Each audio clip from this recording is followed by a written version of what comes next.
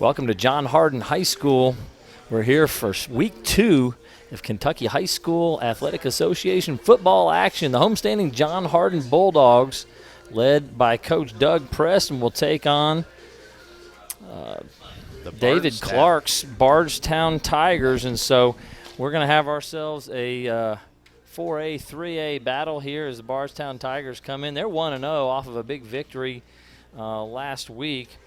They were able to start the season 1-0 as they won 20-15 in their opener, and then the John Hardin Bulldogs, off to a rough start, lost 48-6 in their opener against Glasgow. So we've got two teams coming in with very different feelings. One maybe with a little bit of desperation, the other coming in feeling pretty good about themselves with a big opening week victory. The John Hardin Bulldogs, again, under Coach Doug Preston, this is his third year coaching. This is a very young squad. This is going to be a squad that at times is going to struggle. Coach Preston realizes he's got a lot of work to do. There's a definite rebuild here. There's a lot of optimism over a lot of good young players, but they're going to struggle at times this year, and especially early in the season. Coach Preston really thinks they'll improve every week. Out of 65 guys on the roster, 45 of them are freshmen or sophomores, somewhere in that range. They'll only be playing 3 seniors. In fact, on the field tonight for the offense, I believe he said it's going to be 8 freshmen and sophomores starting, and on the defensive side it'll be 9. So you're going to be seeing a lot of youth, but at the same time a lot of inexperience. In fact, Coach Preston told me on the field earlier tonight that some of his kids, not only are they just young, but they're just inexperienced football players. He's got several guys, including a young fellow, number 23, named Caden Chitwood, who'd never played football before. First year out, great athlete, but just first year ever playing football. So Coach Preston has a ton of work ahead of him tonight and throughout this season.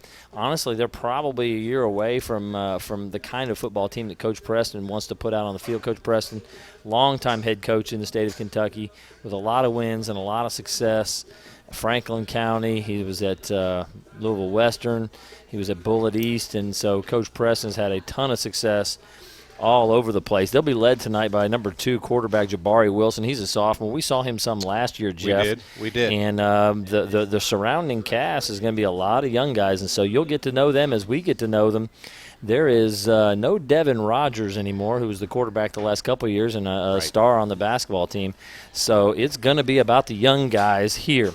So I'm Paul Gray. I'll be bringing the action tonight. With me tonight, again, my broadcast partner, Jeff Nolan. Jeff, what about those Bardstown Tigers coming in 1-0? Well, they'll be a tall order for the Bulldogs tonight. You've got them coming in off of a solid win against Greenwood last week, 20-15. A couple of stars on their team. Their quarterback, number 3, Braden Clark, threw 9 for 13 last week, two touchdown passes there.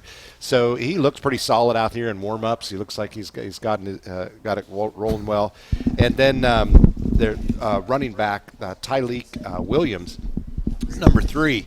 Don't mistake his 5'5" stature because that young man produced 3 touchdowns last week, 2 passing and 1 rushing touchdown. So he looks like a football player. He walks like a football player. He's got some swag going on out there. So just saying, I mean, the Bardstown is a solid-looking, just a good-looking football team. Some of their linemen just looking really sharp. So it's going to be a tall order for the Bulldogs tonight coming in. But they've got a great coach. Coach Clark has been with them 20-plus years, brought a state championship.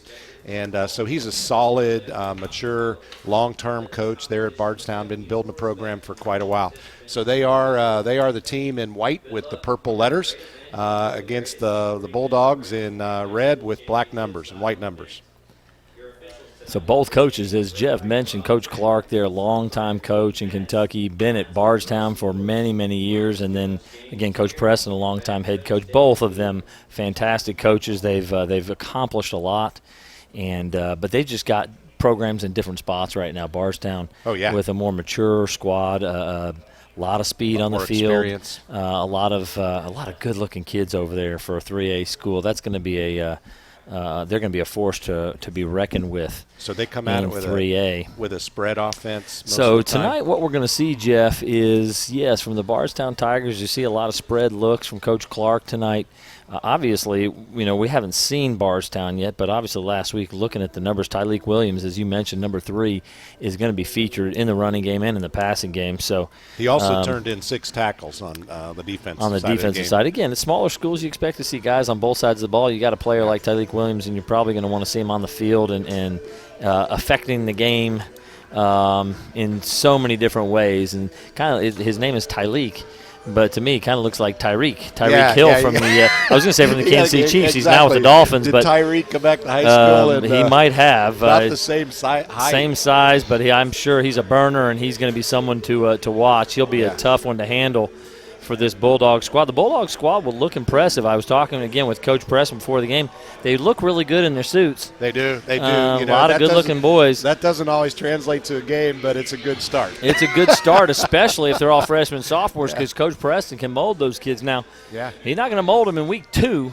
No. Week 2, it's kind of a tall order to get those guys running smoothly, but we'll see what they can produce and see what kind of steps they can take. Obviously, Glasgow was a good team last week, but a school the size of, the caliber of, with the tradition of John Hardin, they should never get knocked off 48-6 by a Glasgow. Now, again, if you're getting knocked off by a Bowling Green like that, then that's a different story. That's nothing to sneeze at. Yeah. But certainly, that was not a great start for these young kids. But, again, they're going to have, they have a tough early schedule. Playing teams like North Hardin, Central Hardin, and obviously tonight against a really good Bardstown squad.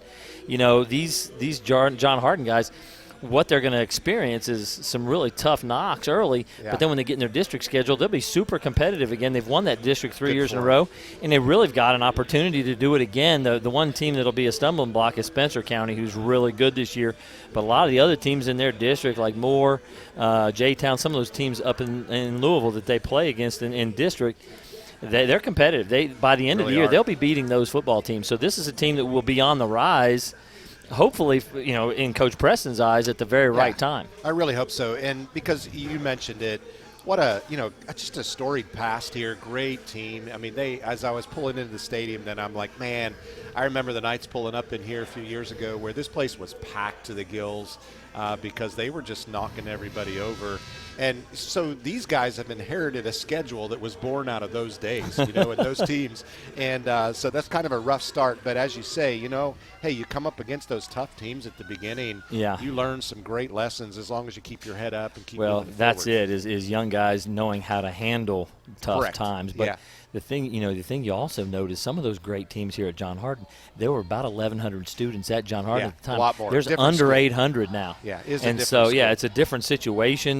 They could possibly at some point be moving down to 3A. They're 4A now. Because of the size. And I think they had one point been at a 5A and been, again, a much bigger squad. So, all right, we're about ready for kickoff. Number 30, Tate Blinko for the Bardstown Tigers will kick it off. It'll be the John Hardin Bulldogs receiving here. It looks like number 4, Cavalli Pittman, one of the deep men back, maybe number 33 as well. The kick is away. It's short. It's going to be received by one of the upbacks. That's number 7 with the football. Number 7 brought down, and looks like what we're looking. That would be Dante Jones. Dante Jones. Dante played for them last year. He's a junior. One of the few returners who's seen some action is Dante Jones. So the junior takes the kick, a short return. The Bulldogs will start at their own 31-yard line. They will be, we talked about the spread offense of Bardstown Tigers. They'll be very basic because of their youth. Wing T type of team. They've just got to get some things going. So number 2, Jabari Wilson at the quarterback spot. Wing right formation, overbalanced with the split end to that side. They're running a buck sweep on the first play. Wow. Big run. Number 3 breaking tackles he's on the way. He may be gone. Oh, number 8 coming up from behind. Layson Anderson, folks. Number 8, Layson Anderson came from a long way away. That's number 3. The runner is Layson back. Anderson. Yeah, number 8 for Bardstown. I didn't catch his name yet, but he came from that's Nate Gayfield coming from behind to make the tackle, but a great opening run for Layson Anderson. What a break. Again, he picks up 49 yards on the run. So first play from scrimmage, just a simple buck sweep. They're in the same wing right formation here. It looks like a 5-man front from the Bardstown Tigers. That's going to be a fullback trap. Straight ahead, number 11, nothing doing. Not this time. Tackles by number 33. Yeah, it just that last play. Everybody else went right, and he went left, and he went right, and it was wide open. Bardstown, that's Cayenne Lydian who made the tackle, number 33.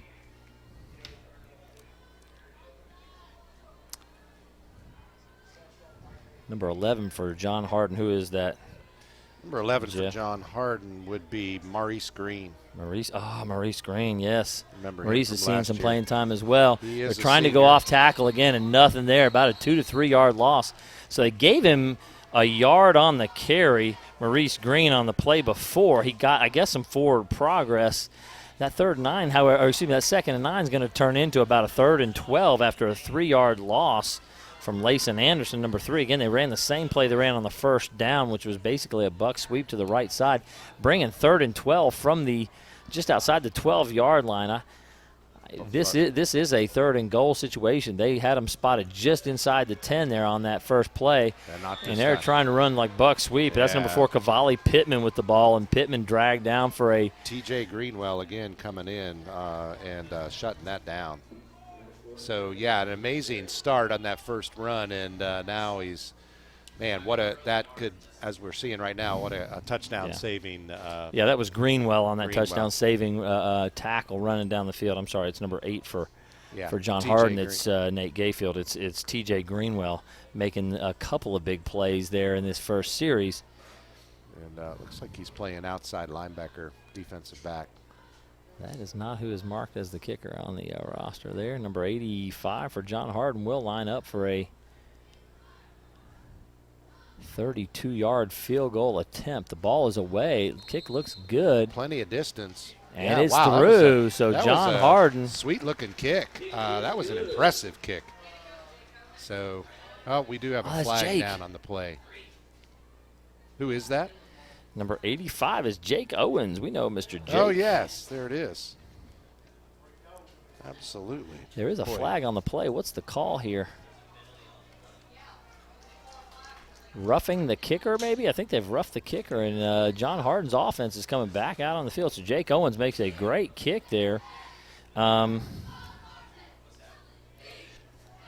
Knocking through a 32-yarder, but it's going to be an automatic first down on the roughing the kicker call. And so so here you go, the Coach. Bulldogs will get an all-new, fresh set of downs here. First down, and where's the ball spotted? I don't see the ball on the field. Are they going to put it down? So here's the age-old question, Coach. Taking points off. No. You got to take them off when you're getting a first down. I mean, if it was, otherwise, you're getting a first down and a fresh look here. 1st and goal from the 8 after the penalty. Again, wing right formation with overbalanced look. Looks like the it's split end. 8-yard line. Number 9, Tristan Lackey is split wide to the right.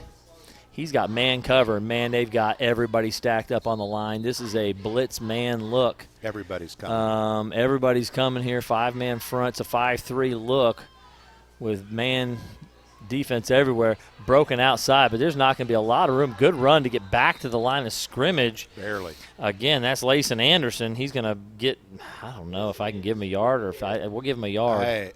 That's generous. That is generous. About half a yard. I think if he had turned it up, he might have had a better chance to pick up a few yards. It didn't look great in there. That was still going to be 2nd and goal from the 8. They're going to say no gain on that play, so we're going to just say 0 yardage there for Layson Anderson on the carry. Yeah, they're not giving him anything. All right, this time split in to the left. Fullback trap again. Boy, this is so simple. It's so simple. And right up the middle, right over the center there. The heart of their against line. 11. That's Maurice Green. He may have gotten a yard on that one. May have gotten it to the 7. Did they move it up in? No, they're still calling it the 8. So no yards on that carry. So they've run that play a couple times and nothing happening. Number 23, Caden Chitwood checking in. We may want to keep an eye on him, the sophomore. He's a really impressive-looking new football player. He's playing tight end on the left side there. Wing left. Pittman in the backfield along with Green. Double. They're going to throw a little waggle pass looking for, he should have thrown the football, but running with it. Jabari Wilson, he's inside. He He fumbled the football. Fumbled the ball. He fumbled the football when he was hit. And the Bardstown Tigers will come up with it. So, Jeff, you're right. They took points off the board, and they got 0 on that series there. The officials are talking about it. So a big hit there. I did not see who came up with the ball. I did not either. Yeah. There's a scrum down there. Honestly, Jeff, Jabari Wilson had Caden Chitwood coming across the field. They put him in at tight end. I said watch him, right. And he was coming across the field on that drag and was open. If we just get our missed it. eyes up and throw him the football, it could be 6 points right there. 6. Yeah, that's disappointing for the Bulldogs. After that promising opening play. Yeah, they have stalled out. Shotgun formation, 2 backs. The give is to Greenwell. TJ Greenwell. Boy, Greenwell on what looked like just a straight lead play. He's going to pick up about 4 yards. It's about 6 yards for Greenwell. Yeah. So a good carry on first down there. It looked like just an off-tackle power play. We got wing and split to the right, 1 back in the backfield, tight end left. They're going to run the football on a jet sweep there to Greenwell the other way again. He's got room up the sideline, giving chase. Knocked out of bound by number 22. And we got a flag on the play. I'm not sure if we got some extracurricular or not, but it did not look like he was out of bounds when he hit him. Yeah, I don't know what that is, but not sure what officials that is have gotten overzealous from time to time anyway. So number 22 for John Harden had the hit on that. I'm searching for his number, the name. Lamaris Browen, number 22. So a 28-yard gain for Greenwell, and they'll tack on to that with a helmet-to-helmet hit on the sideline over here is what it is. Yeah. And that thing is now well over the 50-yard line. So 2 plays and a penalty, and you go from about your own 9-yard line, and now you're on the John Harden Bulldog 42-yard line. They are in a tight end set. No, it's just a tight wing set, not a tight end set, but 4-man front for the Bulldogs. Here we go. Tyleek is cut Tyleek loose. is loose. He's gone. 42 yards. Tyleek Williams on the carry. His first touch ends up in a 42-yard touchdown run. He's gone. He's fast. Got some speed. Wheels on that young man right there. Big hole, Jeff. And again, they didn't have a tight end. They had guard tackle on that side, and they had once he's in the had a wing on that side, and there's no way there should be that big of a hole. No, there should not. But once that kind of a look. They've got some speed. Number 8, Greenwell and Williams. Oh, man, that Blinko got good. it through. Wow, Tate Blinko barely got that thing through. She just poked it up and over there. So, good kick. Just barely got it over that. All right. 7:06 to go here in the first quarter, and so quick turnaround here, Jeff. The John Harden Bulldogs looked like they had some things going their way inside the 10 in the scoring area. In fact, 3 points on the board at one point. Yeah. Took the penalty, and then the turnover occurred. And 3 plays for 91 yards. 42-yard run by Tyleek Williams now. And again, the Bulldogs have the lead. So you got the Tigers have the lead. Sorry. 7-point turnaround. Wow. Yeah. 10-point turnaround because he had 3 points on the board. Took him off. That's right. You're gone. Blinko will set to kick off here in just a moment again. Back deep will be number 4, Cavalli Pittman.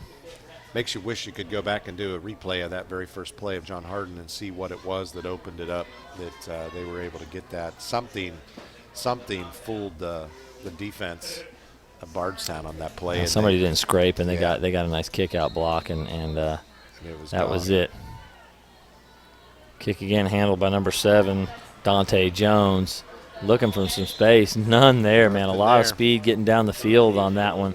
Back deep also 33, Amari Simon, but the ball's not being kicked to the deep guys. Either Coach Preston needs to scoot those deep men up a little bit, or that's going to be the result anytime there's a kickoff return situation for the Bulldogs. I don't think Blinko has the power to kick it down to the 10 or the – so, they need to bring up. Pooching it to the 20. And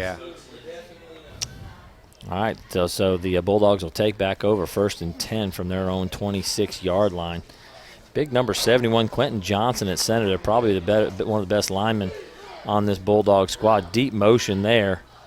Here we go. Give inside. A few yards, fought for it. I mean, that was a hard-fought few yards. Yeah, number 11, Maurice Green from the fullback spot. He broke into the second level there, but then it 2-yard gain, I believe. Yeah. Maybe 3. We'll give him 3 yards. So Maurice Green, 3 yards. Second down and 7. Kept his feet moving, twisted a little bit, picked up another yard or so. Let's see if maybe they can settle down here and get a little bit opening. But going with a 3-man down lineman. Wing right. Trying to run that buck sweep again off tackle. And, boy, the pursuit is just amazing. Yeah, it's so much quicker, and the offense is just taking a long time to get things developed. Yeah, you almost are looking like a JV speed versus a varsity speed in these two teams. And number 5, Logan McMillan Grundy was there for the Tigers for the tackle. It's going to bring up a 3rd down and 7 as there was no gain by Layson Anderson again. He broke off that 49-yard run on the first play. Yeah. And since then it's been -3, 0, and 0. So Anderson struggling to get going now against his defense. Again, the defense is stacked up on the line of scrimmage. Everybody coming. Nice look. Cavalli Pittman makes a nice cutback, but he's grabbed before he can get to the first down. Pittman with the carry and a gain of. Good tackle by number 14, Kendallin Calhoun for the Tigers. That'll bring up a 4th down and 3 after the 4-yard gain by Pittman. So a nice little reverse look. They faked the tag trap and then gave it to the wingback coming around. Pittman just a little short of the first down. Punt unit is on. Jake Owens back to punt.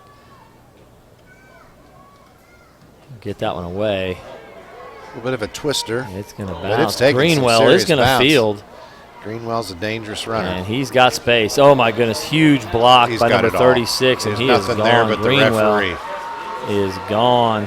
There was nothing there but the ref. Wow. So about a 67-yard return for T.J. Greenwell on that punt. And, again, they had that set up beautifully. Oh, they did. That was a perfect return.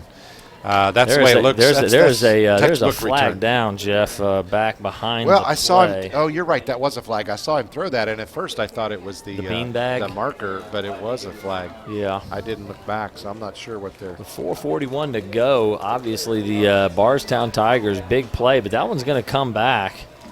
Not sure what he did. I'm looking for a call. Yes.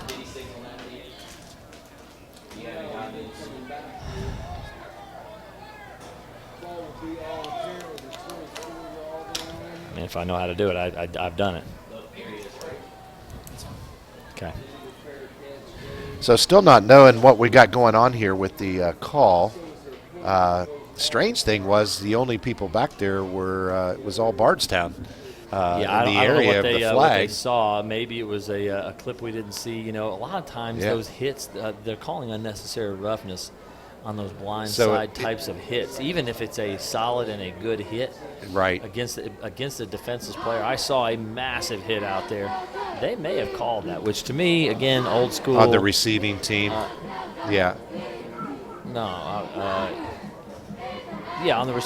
Bardstown, Bardstown. receiving team.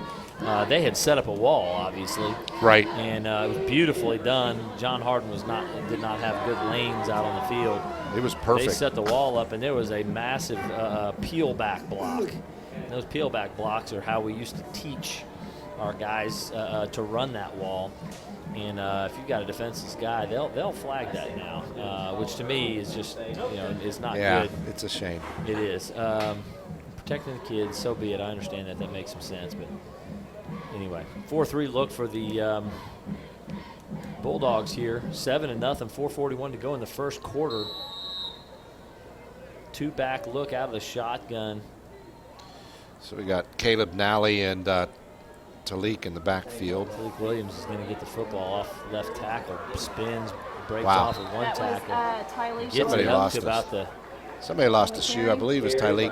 Gets it to the 29. I believe that's a 9-yard gain. Should bring up about a 2nd down and 1. Nice balance on that. Got twisted around, didn't go down. 2 guys hit him, did not wrap up. I'm sorry, we're going to give him an 8-yard gain, but out to the 28. That'll bring up a 2nd down and 2 from the 28-yard line.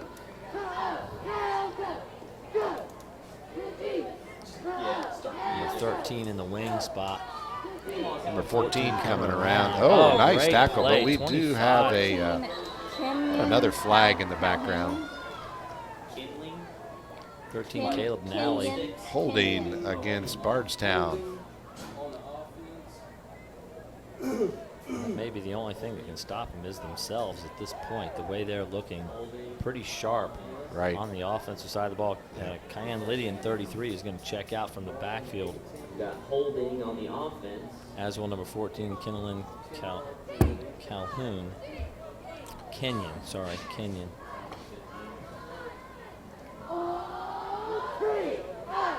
So we're looking now at 2nd and 15. No, excuse me, the ball in the 15. 2nd and 15. You're right, Jeff. That's it. 2nd and 15.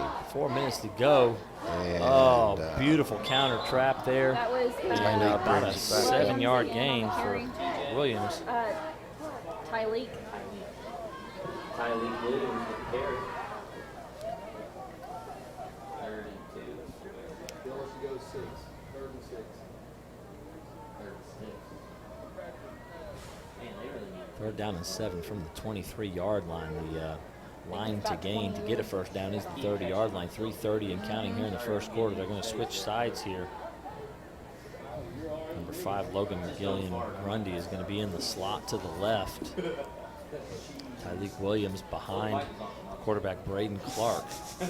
Motion Greenwell, quick screen to Greenwell. He's one-on-one there, and that's an easy win for him. He's got a 1st down, but they're also going to throw a flag. This may be actually a face mask, as the catch was made by Greenwell. He picked up about 12 yards on the catch. He stiff-armed the defender, and I don't know, but it looks like he got him right in the face mask. So yeah, they're bringing that. Oh, they're bringing that one back. Okay. Yeah, I was thinking it might have been on the. No, it was on Greenwell. He put his head down, stiff-armed, and grabbed the face mask. Okay. Well, good 1st down pickup on 3rd and 7 there, as Clark threw the ball to Greenwell, who was in motion. Good design of the play there to get the defense. Catch them off guard as far as staying with the motion slot receiver. Can you hear me? Okay. You can still hear me? I can't. Timeout. As you predicted, the only thing right now is stopping them is the only thing them beating. That's right. Is the Tigers. This is a Hardin County Educational Community Television student production. HCEC-TV is a division of Hardin County Schools. Live Channel 1 programming is sponsored in part by Brandenburg Telecom, providing service for all your telecommunications needs. Physical Therapy Associates, more personal attention for more effective results, with locations in Elizabethtown, Hodgenville, Radcliffe, and South Louisville. Online at physicaltherapyky.com. Winding Springs Luxury Living, located in Elizabethtown on Nicholas Street, now leasing brand new apartments and condos. Also available is Black Branch Self-Storage for all your storage needs. Call 270-766-1155 today to make an appointment, or visit WindingSpringsEtown.com and BlackBranchStorage.com. Waddell's Auto and Scrap Metal Recycling, a family-owned business with competitive prices, pickup, service, and a friendly staff available for your recycling needs. Located in Elizabethtown on 31W, just south of Exit 91. On Interstate 65. Call 270-982-7206 to talk to someone about scrapping metal and recycling. So 3rd down and 18 here after the penalty. This is a big situation for the Bulldogs. They need to be able to get a stop here. These kinds of plays really can define ball games, at least your opportunity to be build competitive. Some confidence. Absolutely. Get another possession, give your offense a chance to make a play, and get their offense off the field. Trips formation to the right. It looks like Bardstown may be looking to throw this one. Tyleek Williams on the far end over there of the bunch to the right in that trips look. They're going to throw the screen to Williams. Tough throw, and it's incomplete. Yeah, incomplete. So there you go. So that will be a stop for the John Hardin Bulldogs. So incomplete pass. Again, just a quick screen. Hopefully it's something that they were going to be able to just a quick pass, get some numbers out there, and I think they had the numbers. Williams would have They been hard did. to deal with. Yeah, out he there. would have. That pass was just a little bit off. So we've only seen him throw a couple of times this evening, and obviously we see now why they're running as strong. He did okay with the pass, but it wasn't as crisp. They've as thrown 2 screen passes, Yeah. Clark, so that's all we've seen so far. Punt is away, and it's not a good one. And it's taking a John Harden bounce. Definite great field. They will only get about 22 yards out of there, just over 20 yards, and the Bulldogs will take over on the Tiger 38-yard line, maybe even the 37. So great field position for the John Harden Bulldogs. Let's see what Coach Preston has here. A couple of they've had one really big play, and the rest of the offense has been a little bit lacking. It's been a struggle to see if Coach Preston has anything else. Again, they've got to keep it fairly simple for this young squad, but obviously they'd like to try to pull something out to get some points on the board here. And the one thing they've really got going for them is a lot of breaks that have been going their way right now. So they need to capitalize on that. Except for the fumble, Jeff. Except for the fumble. Yeah, that was really not a good break. Again, buck sweep, and Sadly, honestly, not a break. This is a young team. Lazy. Oh, and he puts it on the ground. Another fumble. They're calling a penalty. There might be a face mask before the fumble, but the ball's on the ground. So we'll see Number how 6, Carson King, comes up with the recovery.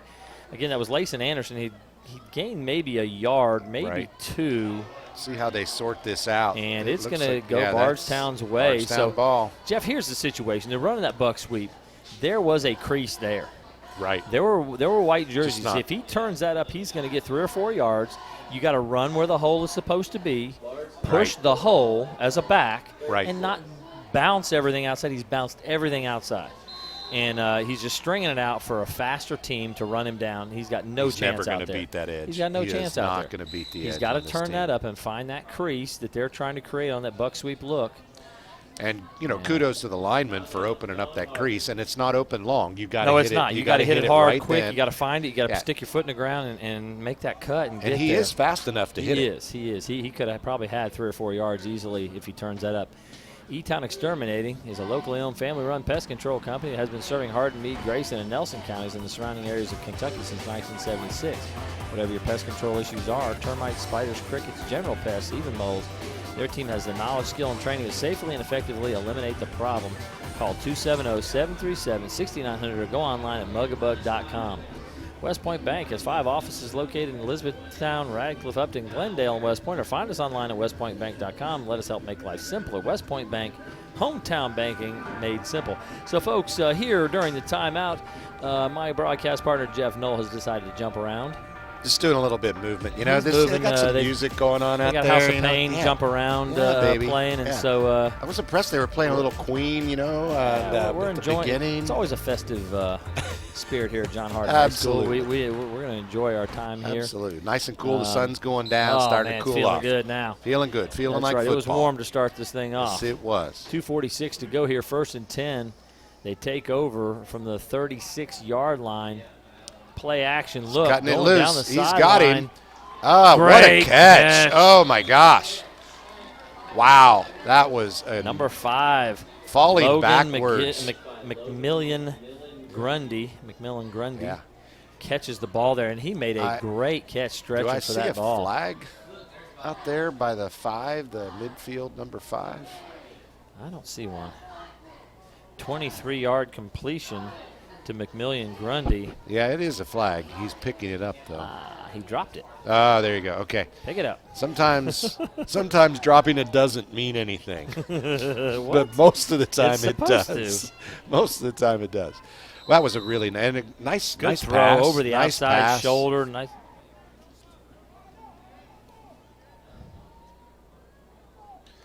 All right, so Bardstown Give to back Greenwell. Off left tackle, about a 5-yard gain. I believe that was number 53, Solomon Bennett, the senior, on the tackle. So there are a couple seniors out there for this John Hardin defense. One of the best of those is Solomon Bennett, O-lineman, D-lineman, making a play there, playing in the linebacker spot tonight. They've had to move some guys around as they're starting to figure out their personnel.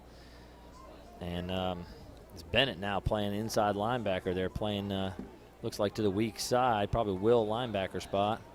Braden Clark hands off to T.J. Greenwell, and he Greenwell finds some for room another up the middle. 9. Yeah. So first down there. So moving the football effectively. They had a few struggles just a little while ago moving the football, yeah. but that was mostly penalty errors. Looks like they've got that figured out a little bit here. It does. A little sharper right here. 2 receivers to the right. One of those is Logan McMillan Grundy, number 23. 3 down men for John Hart. Number 13, Caleb Nally on the left side in the tight end spot. He plays tight end and wing. Got Tyleek Williams to the right. Braden Clark in the shotgun right behind him. Cayenne Lydian. They're going to throw the screen to Williams. He's going to get about 6 yards on that one. So it's a nice little screen. Had some decent room. So they threw a fade route for 23 yards to Grundy. The other 3 throws have been screens. So they want to get the ball to these athletes and let them run with the football. But so far, just 1 shot past the line of scrimmage. Cayenne Lydian again in the pistol look behind Braden Clark. Trips formation to the right. 2 deep secondary. Oh, no, beautiful job. Oh, what a juke by the quarterback. Wow. Braden Clark. Great move, Clark. Completely left him. I mean, he lost a shoe on that one almost. 14-yard gain for Braden Clark. Heck of a juke. And nice job on the option look. Like the inside zone read kind of a look. And pulled the ball as all the John Hart defenders. The end he was reading had his shoulders turned, was going after the running back. Beautiful. Jet sweep look for Greenwell. Great play again. Look who it is. It's Bennett again making the play, 53. Man, he's got some great lateral speed coming down that line. And good nose for the ball. 1 yard gain for Greenwell. Bring up 2nd down and goal from the 4. Actually 0 on that. That's where they were before, is about the 4-yard line. Solomon Bennett moves. He's very athletic, a lot of speed. So, Jeff, at the end of 1, it's the Tigers 7, the homestanding Bulldogs nothing. And again, the Tigers threatening. This is an HCEC-TV student production, the Division of Hardin County Schools. Special thanks to our live sports coverage sponsors, Brandenburg Telecom, Physical Therapy Associates, Waddell's Auto and Scrap Metal Recycling, Winding Springs Luxury Living, and Black Branch Self-Storage, West Point Bank, and E-Town Exterminating. Tune in weekly for all local HCEC-TV programs airing on Brandenburg Telecom, Comcast Cable's Channel 2, and Spectrum Channel 184. All HCEC-TV programs on the HCEC-TV YouTube channel. Subscribe to the channel today to get your local community sports and events. Special thanks to our HCEC-TV crew, Kyler Barkley, Daniel Winchester, Zane Jones, Michael Collins, and in the truck producing, John White. So Coach Preston's got them huddled up down here around the 30-yard line, trying to get their heads onto what they need to do, try to stop this score if they can. Yeah, some of the big guys up front are going to have to make some kind of a play. 62, Jacob Adams is out there on the defensive side of the ball. Number 57, Machiavelli Rozier, who was playing running back and linebacker before. They've moved him to a guard and a defensive tackle now, it looks like. Several of those big fellows are going to have to step up and make a big play here. 2nd and goal from the 4 for the Tigers. Again, Braden Clark in the shotgun. They're going to stay in the shotgun formation. He's got Greenwell and Williams in the backfield with him. Facing a 4-man look. Counter trap for about 1.5 yards. They're down just inside the 2. That's 2-yard gain for Greenwell. So it'll bring up a 3rd and goal from the 2. I think that was number 25, T.J. Williams, that came up from the linebacker position. It's a good play by T.J. Williams to get a stop there. Good job reading the guard pull on that counter trap. Yeah. Got a bigger back in the game. Does Bardstown. Now number 35 is checked in. They're in the I formation. Tight end left, going lead, straight ahead, going to push the pile. Greenwell straight ahead. Touchdown, Tigers. Over the left tackle. So basically, Jeff, just a straight lead play, almost kind of wedging and just pushing the pile exactly. In. Awesome. Well, you know, again, they just went back to their basics, and you've got 2 really strong backs there, and they can mix it up a little bit. One's short and fast, the other one's big and fast, and so Got some weapons They for put sure. one of their leading tacklers in at fullback there, and the kick is up and good, so Blenko will knock that one through. It was number 35, Caden Stone, who is their leading tackler from week 1. Actually, I'm sorry, third leading tackler from week 1. They put him in, the linebacker, at fullback there to go to more of a traditional I formation look, just to push it in the end zone. And did just that. A lot of times that side-to-side left. stuff on the goal line there will get you tackled in the backfield because the other team's in a goal line defensive look. They're all and bunched up. They're all up. Yeah, And if field's somebody short. squirts through, they're gonna make a play. And so going straight ahead like that is sometimes preferable. People watch that and they wonder, why are you going right to the middle every time? But for that very reason, the field is shorter. There's not as much to work with. And when you go outside, you just give that defense all kinds of opportunity. If they've got a couple of Time to get a speedsters, tackle for a loss. That's right. Somebody makes a play out there on the edge. Somebody can run it down. Unless Somebody gets you a good read know on it. You can beat and get get the outside edge. there, Yeah. contain. Yeah. It's a tough play to do. So 11:22 to go here in the second quarter, 14-0. Tigers in front. Jeff, kind of what we expected here. We didn't want to, undersell or oversell this matchup, but certainly you mentioned in the pregame that this was a tall order for the Bulldogs. This is a really good Bardstown Tiger team, and this is a really young, inexperienced Bulldog team. And this is kind of what we would expect. We're kind of hoping that John Harden can execute, learn, and play better and better as the year goes on. But they're taking their lumps right now, and hopefully, again, they can find something to get some success. Short kick, number 23, Caden Chitwood with it. He's going to get straight ahead. Good idea. 9-yard return. Yeah, about to the 35-yard line. Blenko's only going to put it that deep, and just a little bit of a three-step, jump on that kick. It's not going to go that deep. So I think Coach Preston has made a good choice and try to bring their best players, as you said, Coach. To do that. Put them in the right places so you can make something happen there. Well, let's see if they learn a few things over that little bit of a defensive break there, and maybe they can start hitting the creases a little better, a little faster. 9, Tristan Lacey split left. It's a wing formation to the right. Coming back with a reverse. That's okay. Little carry. That's Forrest Cavalli Pittman. He's got about 3 on the carry, maybe 2. Probably 2 on the carry. He's got 2 carries for 6 yards at this point. Positive yardage is good. We're going to give it a 3-yard gain there. A little bit of play action, bought him a little bit of time. But they're faking the lead to the fullback up inside, and then given to the wing back coming around. Again, wing right formation, traditional look. I mean, the struggle that. There's the buck sweep again, and there we are breaking that outside again. That's going nowhere. So he's either got to turn that up at the guard or tackle, or they can't run that football play any longer. They've got to. He's either got to run it straight ahead or not. So they just lost 6 yards on that, just going straight sideways, and some of that is on not being able to handle the pressure and getting the blocks up front. But some of that is you just got to turn that thing up. That play is not meant to go to the sideline. That play is meant to be turned up in an alley, where you get a kick out and a couple of linemen leading through, one lineman leading through. 3rd down and 12. It's going to be the waggle pass. They've got the back out in the flat. Just could not. They're not going to call that a catch. That ball hit the ground. It definitely hit the ground. Oh my goodness. Okay.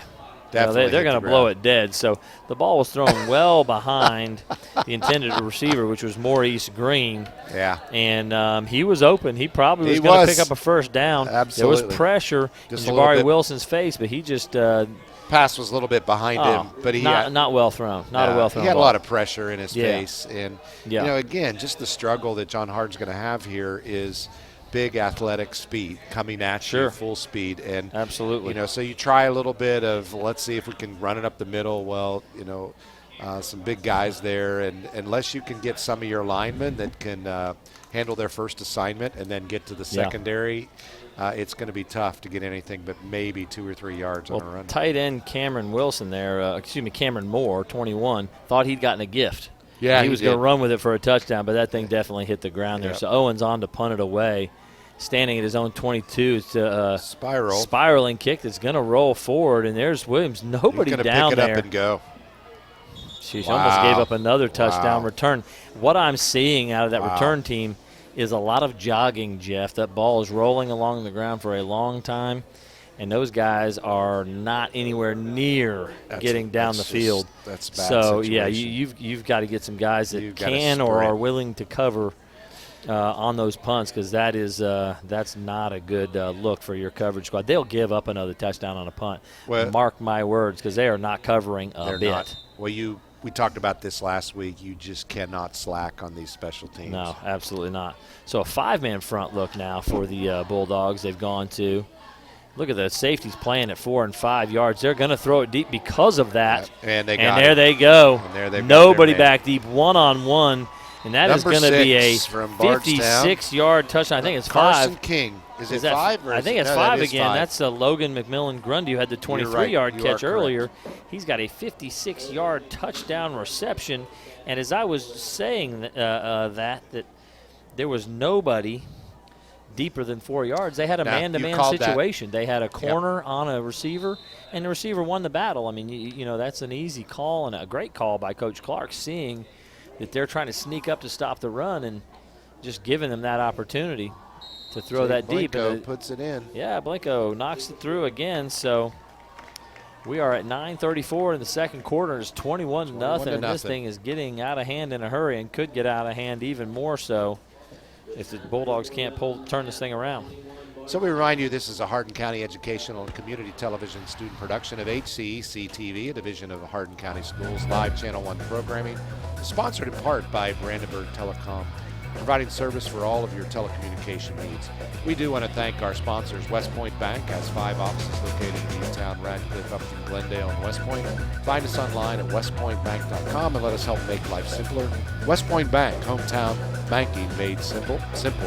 And E-Town Exterminating, locally owned, family-run pest control company's been serving Hardin, Meade, Grayson, and Nelson counties and the surrounding areas of Kentucky since 1976. Whatever your pest control issues are, their team has the knowledge and the skill and the training to safely, effectively eliminate the problem. Call 270-737-6900 or go online at mugabug.com. And Waddell's Auto and Scrap Metal Recycling, a family-owned business, competitive prices, pickup service, friendly staff for all of your recycling needs. Located in E-Town on 31W, south of the exit 91 on Interstate 65. Got the kickoff by Kick is Tate away, and Blanco. it's going to be Number 23 again. Caden Chitwood again, and he picks up about 4 or 5 yards this time. Catch and return by Caden Chitwood. Also want to thank our Winding Springs Luxury Living, located in E-Town on Nicholas Street, now leasing brand new apartments and condos. Also available as Black Branch Self-Storage for all of your storage needs. 270-766-1155 today to make an appointment, or visit windingsprings.com and blackbranchstorage.com. And of course, Physical Therapy Associates, more personal attention for more effective results, with locations in E-Town, Hodgeville, Radcliffe, and South Louis. 1st and 10 from their own 35. Wilson under center there. He's going to give to the fullback on the fullback trap. Not a Nothing chance. Number 33, Cayenne Lydian there to make the tackle. Took him back a couple of yards, I believe. Yeah, I there. read that immediately. Green not able to get anything on that fullback trap. Looks like they're 2nd and 12 from Yeah, the at least 2 closer to the yards. right hash. I was going to say. That's a long 2 yards, sir. Yeah. It's about 2 yards.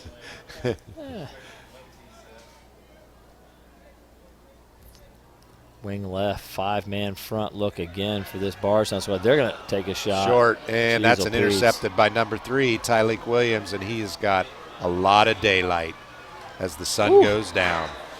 Big number 71 there, Quentin Johnson, to make a big hit on Tyleek Williams. He'll return that back to the 30-yard line. So that ball thrown up into the air. Again, they were trying to run they had a one-on-one situation over on the right side there. They did, but that duck was never flying far enough. Yeah, that ball came out awful and just never had a chance. Trying to get the ball to the outside, and it never even got to the corner. It was the safety who really never had to come off the hash to make the play on that. Tyleek had to come in from Yeah, center I mean, field. he's and take just sitting there, and the ball was floated right to him. Greenwell now. coming out. Bennett almost got there, not quite good. Oh, wow. Stiff arm Oh, by wow. Greenwell, really strong. He'll be brought down after about a 6-yard gain. It's a good run by T.J. Greenwell. And that's what speed can do. I mean, Bardstown's able to do that because of their speed that they have and to get out, and plus that athleticism. What a move. I mean, that had a little Najee Harris kind of look to it with that stiff arm right there, sir. John Harden on that pass was trying to get it to 15. Marquise Hayes, who's also playing corner out there on the same side. They just ran that play. 7:55 and counting. The ball, 2nd down and 5 from the 25 there. He's got a blocker out in front, does Williams, but he really doesn't get anything. Good defensive play over there. Number 8, number 11. 11 is Green. Number 8 is Gayfield, and they're both there to make that tackle on the sideline. No gain on the carry, so a good defensive play stringing that one out. Got to throw props to number 35, Caden Stone, for that pulling block right there. I mean, he came out. Yeah, fullback and he took coming out there. Fullback, yeah, he took a couple of them out, didn't he? He totally did. If it had not been for the other John Harden defender, he good would have pursuit. broke it loose. Really good pursuit from that defense. It was. And again, you look at the defense right now; they're just trying to take away this running game. Coach is just going to say, "Hey, listen, if you're going to beat us throwing it." But they've got the safeties up at about 5 yards. Yeah. There's the counter trap to Greenwell. Again, he's going to pick up the 1st down on 3rd and 4. He picks up about 6. They've definitely slowed it down from what it was early on. But you're exactly right. You know, sometimes as a coach, you got to say, you know what, if you're going to beat us, you're going to beat us with your weakest offensive weapon, which right now is throwing the ball. They're just not going to do it as Yeah. much. Now, obviously, Braden Clark has thrown couple of 4 good passes and completed 3 of them, so they've been pretty successful in the passing game. But Coach Preston knows their bread and butter is going to be running the football. So 33, Lydian in the pistol look behind Clark. Clark's going to throw the screen out to T.J. Greenwell again. He's got space around the edge, and touchdown from the 19-yard line. 19-yard touchdown pass from Braden Clark to T.J. Greenwell. So a big play there. And again, that showed some inexperience there. Again, that's number 15. Again, that's Hayes. I think was that the name? That's what I'm looking for. He was the one they threw the one they threw the ball to. Yeah. But they threw a block on him out there. But Jeff, he's the corner. He's got to keep a contained angle. Right. He tried to run inside of the block. Right. And so there was nothing there to stop that outside contained angle. Going to go for 2 here. Interesting. They're going to go toss sweep on the motion. Williams easily in. So Tyleek Williams will pick up a couple yards there. Okay. And get a 2-point conversion with 7:05 to go. It's the Bardstown Tigers 29, the John Harden Bulldogs 0. Thank you again for tuning in to this HCEC-TV student production, a division of Hardin County Schools. We do want to give special thanks to our live sports coverage, sponsored by Brandenburg Telecom, Physical Therapy Associates, Waddell's Auto and Scrap Metal Recycling, Winding Springs Luxury Living, and Black Branch Self-Storage, and West Point Bank, as well as E-Town Exterminating. Tune in weekly for all of our local HCEC-TV programs on air at Brandenburg Telecom and Comcast Cables Channel 2 and Spectrum Channel 184. All HCEC-TV programs on the HCEC-TV YouTube channel. Subscribe to the channel today to get your local community sports and events. Special thanks to our HCEC-TV crew. And we would also like to thank NFHS, the National Federation of High School Sports, and its support in providing live streaming service. Contact nfhs.com to subscribe today. So again, 7:05 to go here in the first half, 29-0. And Jeff, we're in a rout early here. Again, we'd hoped the Bulldogs could hang in there and make this a ball game for a while. It's not going to happen. This Bardstown squad is tough. They really are rolling with it. That ball is kicked out of bounds, so John Harden will get better field position this time than they've had so far.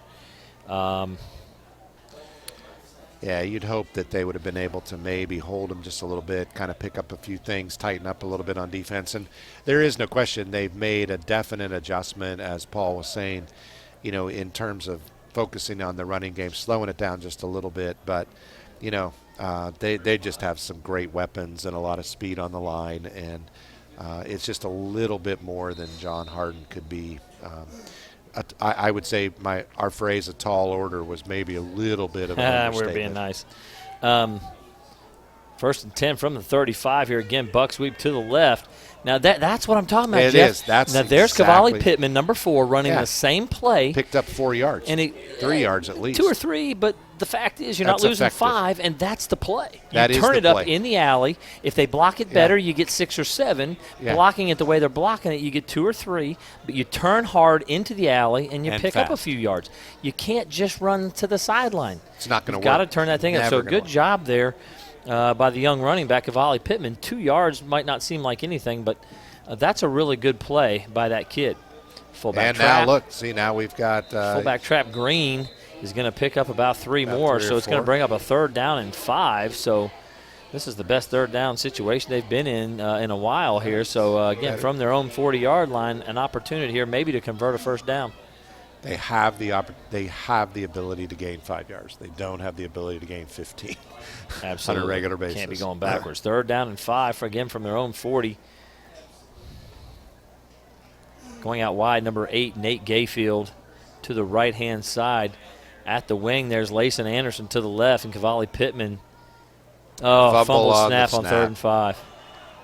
Bardstown's got the football, so another fumble. So they've turned it over 3 times. So here's the thing, Jeff. Yeah. If you're way outmatched, how do you stay in the game? Well, you don't turn the ball over. No, and you that do is not. the 3rd turnover there. Is that the 3rd? No, the 4th turnover. Yeah. 4 turnovers here in the first half by this John Harden squad. And again, that's young kids. Yeah. And I know Coach Preston in practice for the next couple weeks is going to be stressing ball security. Right. Hang on to the doggone football. It's Tuck it huge. away. Keep both It's hands just- on it. Don't give the thing up. So we've had the quarterback fumble 1 and throw an interception. We've had a couple running backs run with the football, get it knocked loose. Actually, that one was just a fumbled snap. It totally Not- was. not Jabari pulled out too fast. He was anxious. He was trying to get that play undergo. That's a good point. And, center always gets the blame, but What? What are you talking QB about? pulled out on that one. Yeah. Just a reminder for you all listening, I was a center. Paul was a quarterback. So, you Yeah, know. quarterback's fault. Well, motion penalty moves it back. 1st down and 15 now from the 43-yard line as they substitute. And take number 13, Caleb Nally, out of the lineup. 2 wide receivers. They're going to take a look down the field again, He's looking got him. deep. And Right he's on the got money. pass. Good throw and catch. That's Williams down to the Tyleek 2-yard line. Williams. 42-yard reception for Williams. And again, all they're doing, Jeff, is running like it's not even a go route. It's like a fade route where it's just a throw over the outside shoulder. And I'm telling you what, Clark is putting the ball right on the outside He is. shoulder. I'm gonna. It doesn't look as crisp as we thought, but it's been effective. It's He really is- nice. He No, is effectively. those are really good throws, He is- Jeff. Those are he is- really hard to put them right they on those truly spots. Are. He has laid that ball in there multiple times tonight. And, Number 77, Aiden Riley checking in up front. The big guys in there really first wasn't and a goal lot from of. the 2. There really was not a lot of room on that catch. No. So listen, you talk about coverage, and the coverage on all 3 of those balls is almost in the hip pocket. I mean, Right, so right. it looks to the untrained eye that John Harden's in good coverage. Literally on those kinds of passes, you need to be on the upfield shoulder, not trailing. Right, When you're right. trailing with no help over the top, it's going to be 6 points. Yeah, every time. You can't be in a trail situation on those kinds of plays there. Cayenne Oh, I think he, stuck. is it a fumble? Cayenne Lydian gets lit up at There, the 2-yard line, and they it's come fumble. up with the ball. Yeah, he did. What a hit. Pick Wow. number 54, Damian Lyons, comes out with Preventing the a football. touchdown. I'm not sure who made the hit, but something to celebrate on the John Harden Yeah, it sideline really as they was. created turnover.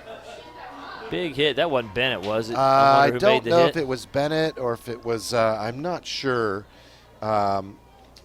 if it was 62 Jacob Adams or who that was, but. Yeah. Big number 53, Solomon Yeah. Bennett was there as well. It But may have 54, been Damian Solomon Lyons Bennett. actually got the recovery. Somebody was giving him the high five, so it may have been Yeah, Solomon Bennett on yeah, the hit. Good play. We've seen him all over the field. He's been He's a good ball player. fantastic. He is. I think we got a timeout because Yeah, it Layson was. Anderson in the changeover It was Solomon and Bennett. Cavalli Pittman, neither one of their running backs and wings are out on the field, so they got to call a timeout. John Harden here. There was obviously a turnover there, and 2 of the players didn't realize that they had the football. So hanging out over here in the sideline, maybe getting some water on a hot night, but all right. didn't realize that they had the football. So 1st and 10 from their own 3 with 5:29 to go, down 29-0 again. They're able to stop the Bardstown Tigers when they got down in there close. Do what you do. Get some yardage. They need to pick get it up, off the end zone. Burn That's the right. clock. Don't let them score again before halftime. That's right. Special thanks to our HCEC-TV crew, Kyler Barkley, Daniel Winchester, Zane Jones, and Michael Collins, and in the truck producing John White. They're doing a great job for us tonight to bring you the action. And we'll be back onto the field quickly here as the Bulldogs are ready to take over after creating the turnover. 97 yards away from a score. And I guarantee you they won't want to go sideways on these plays. Definitely. They do. And they are. But again, He cut up there's the Cavalli crease, Pittman picked up a cutting couple up, yards. understanding where to go. He's going to get a couple to get him to the 5-yard line. So Pittman is doing a great job of running the play, which is called the buck sweep, where you pull both guards.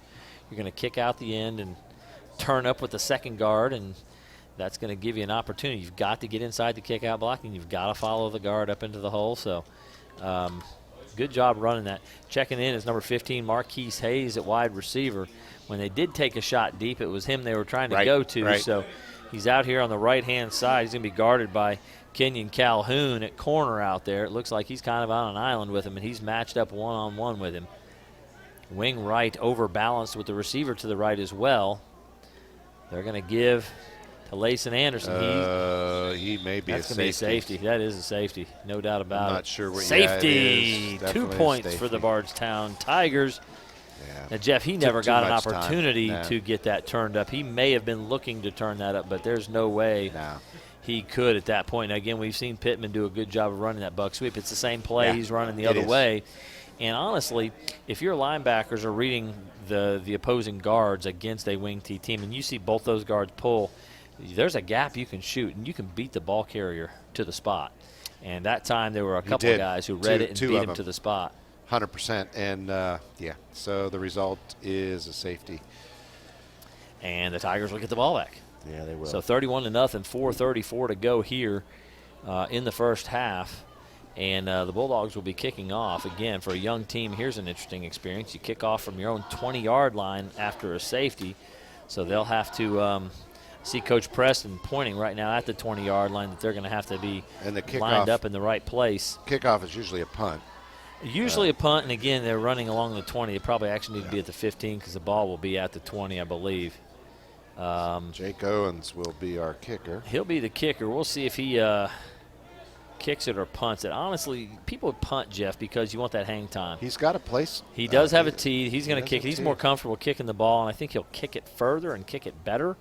That may also set up your deep guys, which are Greenwell and Williams, with an opportunity for a big return. They're going to line up all the guys right on the line there. Let's watch the pursuit of the That's what take a look at that, Jeff. Let's see how urgently they're getting down the field, and I'm going to see what kind of return setup these guys have on the other side of the ball.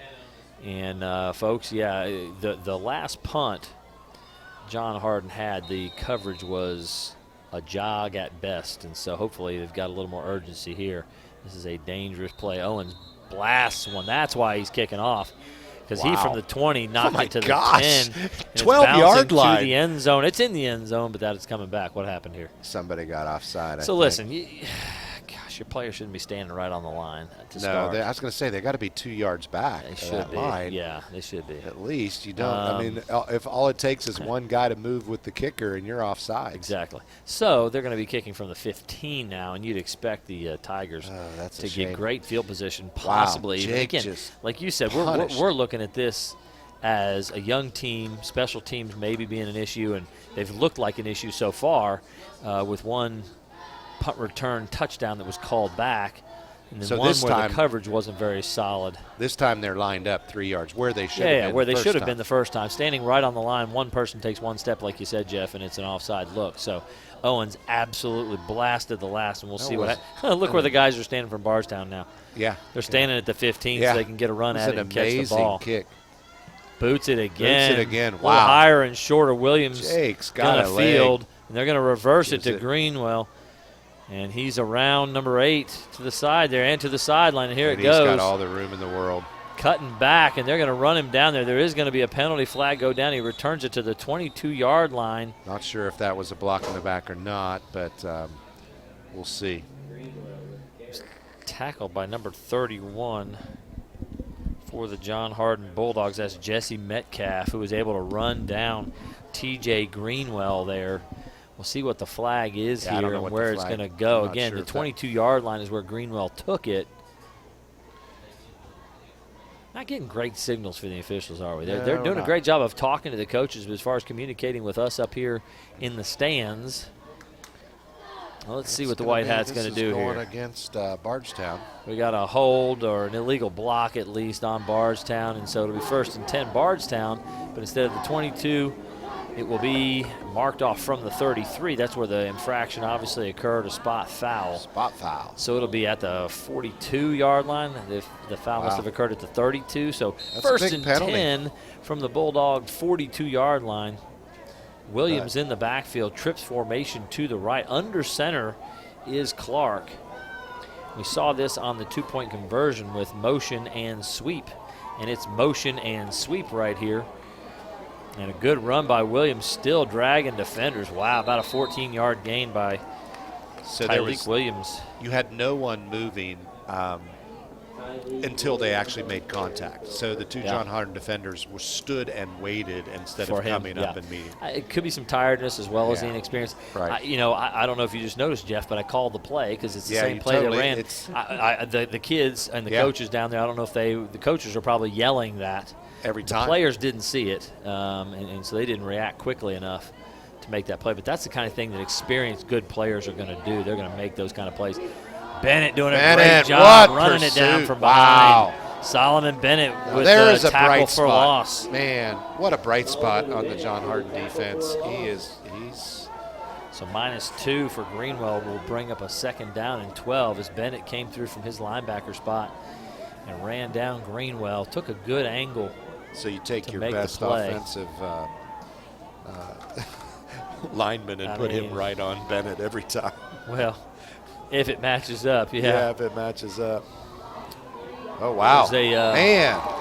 Great play from Maurice Green, number 11, as they about a 6-yard loss on that play. So a couple of plays going backwards. The opposite as direction. they were running kind of an outside zone read, it looked like, as the quarterback was riding him as he was coming across. Obviously considering pulling it and running it himself, but he gives to Williams, and Green is there to make the tackle immediately. 3rd down and 17. A couple of good-looking defensive plays there for the I'm going to call 3rd Bulldogs. and 18. Yeah, absolutely. Yeah. 2 of the older guys actually making plays there. The senior, Bennett. Right. And then Green, who is a senior as well. So 2 of the 3 seniors that see a lot of action making some plays there. That's what this team lacks, obviously, is some depth in the upper classes. This is a Hardin County Education Community Television student production. HCEC-TV is a division of Hardin County Schools. Live Channel 1 programming sponsored in part by Brandenburg Telecom, providing service for all your telecommunications needs. Physical Therapy Associates, more personal attention for more effective results with locations in Elizabethtown, Hodgenville, Radcliffe, and in South Louisville. Online at physicaltherapyky.com. Winding Springs Luxury Living, located in Elizabethtown on Nicholas Street. Now leasing brand new apartments and condos. Also available is Black Branch Self-Storage. For all your storage needs, call 270-766-1155 today to make an appointment, or visit WindingSpringsEtown.com and BlackBranchStorage.com. So 3rd down and 18. 2:56 to go in the half here. It's 31-0, and obviously Bardstown would love to get that running clock going here. They just need a score to make that happen. But at 3rd and 18, they're in a bit of a tough spot here. Trips formation left. This is the same formation they've gone toss sweep on, but we've got a lot deeper coverage look from this John Hardin Bulldog squad. Motion across, inside scissors trap. He's got space as Williams, making people miss. Cutting outside, makes 2 more miss. He's getting it. 1st down. No, it's not a 1st down. It's a touchdown. Tyleek Williams. Wow. He broke about 4 to 5 tackles on that play. Absolutely did. Way too many. That's a 35-yard touchdown run for Tyleek Williams. Too many misses. So Jeff, half of the defense they go into that formation. They fake the jet sweep to Greenwell, and they run what's called a scissors trap, going back the other way, an inside handoff with tackle pulling and trapping, tackle pulling and leading actually, And, man, they had all kinds of people out there. But John Harden had 3 chances Yeah, at least. Oh, to, three is being to make the nice. tackle before Yes, the first down. before they got to get the stop. And then it was all over. And that's it. Look at that. That's a tired-looking bunch jogging off the field right there. So John Harden is jogging is gracious because they're barely walking. 37-0, 2:43 to go here in the half, and the Bulldogs. You know, and what we saw in that last defensive series before the breakaway touchdown there was a couple of bright spots. And when you have a team that's so inexperienced like this, what you really have to look to is the seniors that you do have that have some experience. Yeah.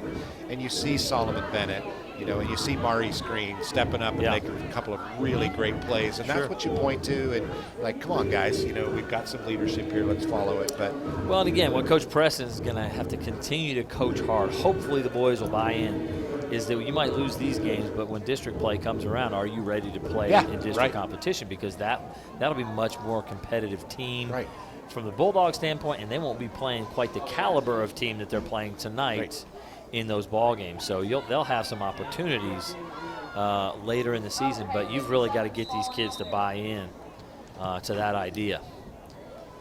Kick again, and ball's rolling. Pittman's going to try to run it down. Oh, my goodness, he's waiting to see if it goes out, and thankfully for the Bulldogs, it went out of bounds. So the Bulldogs will start on the right hash from their own 35-yard line, and with 2:34 to go, running clock. It is, and so we're going to look at a running clock, folks, so that second half is going to fly by. And Absolutely. Don't want to take anything away. This Bardstown team is a good-looking team. They're a great-looking team, and they're again, going to get some W's this obviously, year. I'll tell you, you know, I don't know how good Greenwood is right now, but in the past, that's been a very good football team. Right. And so they were able to beat 20-15, a very good football team last week. So right. what my thought is, I'd love to see this Bardstown squad playing against comparable competition to see what they look like in those circumstances. Again, a 5-3 defensive look against this run-heavy John Harden attack. Pittman puts it on the ground again, a 5th turnover of this half. Again, Jeff, great job on that buck sweep. Again, this is a double wing formation. You're running the same play out of a different formation. The ball. And he turns it up. Gets a great gain. Yards. That's going to be, well, I mean, look where the ball is. It's at 8 or 9 from where the thing was. He was it was going to be a 7 or 8 yard gain, almost a first down when the ball comes out. So a penalty.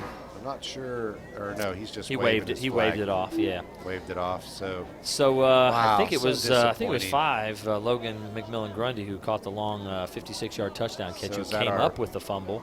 Yeah. And now now here's an interesting thing. I don't know when Coach Clark will go to his backups. I'm seeing what looks like a few of them now. At the running back positions, new guys. At the tight end position, new guys. Quarterback, I believe, is still Braden Clark. And number 11 on the field. He's going to give to 14, who's Kenyon Calhoun, who's been on the field. He's going to pick up 4 or 5 yards. One of the things that Coach Preston said to me early before the game as we're talking about these kinds of situations when you got a really young team. I've been a head coach twice, Jeff, and started with very young teams, starting 9 or 10 sophomores on both sides of the ball and just getting beat up pretty good. I mean, you play 15-year-olds against 18-year-olds and you get your head kicked in every time. But one of the things he said is, when we play, there's a hold out on the edge. That will get called back. There's Greenwell, and there's a horse collar at the end of it, but I don't think they called it. Good job by Gayfield making that tackle, by the way, but that'll come back. Anyway, one of the things that you see happen is late in a game when the other team puts their JV squad on the field and you're playing freshmen and sophomores who are supposed to be JV players. Right. Now you got comparable kids at comparable age. Right, and size and size and speed. Experience. And exactly. And so when you look at that, you look at the future of what could possibly happen. Right. So this second half for a John Harden fan could be an interesting half. I was telling the story, and I'll go ahead and tell a story since it's 37-0 right now. And I was telling a story. One of my stints as a head coach was at a place called Bellevue, Kentucky, small little 1A school. Right. Great football tradition there. My second year there, when we had more juniors playing at that point, even though Beechwood had pilched 2 of our best players from the year before, our quarterback had transferred and one of our running backs had as well. We're playing Beechwood, who is a state champ and had won 8 out of 12 state championships. They're a running clock on us in the first half, 42-0. Second half running clock, They score once, we score 3. Wow. And I looked at my 'Cause you kids were after the playing game. JV. Exactly. I looked at my kids after the game and I said, all those starters are about to graduate. The kids you played in the second half are the kids you're playing next year. And the next year they beat them. There you go. Beat Beechwood in one of the biggest wins Bellevue's had in a long time. So That's awesome. this is what you're looking at with John Harden. And again, a little better job there by Hayes, Marquise Hayes, number 15 in the corner, Right. of taking an outside contain angle against the block. There was a Right. wide receiver block there, but took a better angle. So let's see in the second half. The first half is over, 37-0. Bardstown Tigers. We know who the class is on the field, but the second half, let's just see Yeah, how they match up with guys their own and age. We'll see exactly. And if John Harden can Coach- play a little better, and if Coach Clark does that, we'll see I if hope that we'll happens. see And, the backups. Otherwise, it's going to be a really depressing second half. But hey, man. He gotta- may start his starters yeah. for a just a series or bit, two, yeah, right. but certainly late in the game we'll see comparable Yeah, and guys that'll be playing each other. That'll be well, we'll be super back in 15 minutes. This is Paul Gray and Jeff Knoll here at John Harden High School. We'll see you in 15. The ultimate Wi-Fi experience is finally here. BBTEL Blast Wi-Fi from Brandenburg Telecom. With new Wi-Fi 6 compatibility and an app that puts you in control of your home network, get ultimate power and performance to every corner of your home. Set up and connect devices, pause Wi-Fi, and customize parental controls all from our BBTEL Blast Wi-Fi app. It's the ultimate Wi-Fi experience, and it's a blast. Ditch your old wireless router and switch to BBTEL Blast Wi-Fi today.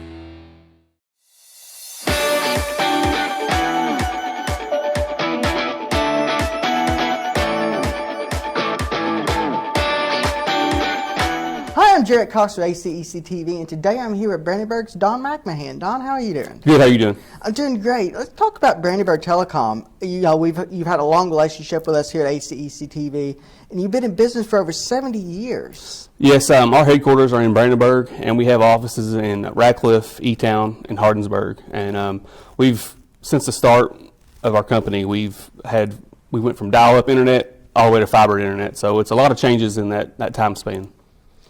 Absolutely. You know, with all the things going on today, the faster internet you can get, the better it is. And I understand that you have a new Wi-Fi system. We do. We have it's called BBTEL Blast Wi-Fi, and what that is, it's a new wireless router. So instead of you going to the store and buying a router and having to set it up yourself and make sure all the settings are right and maintaining that router, we do that for you. We provide that router, and this router is it's a top of the line. It's Wi-Fi 6 compatible.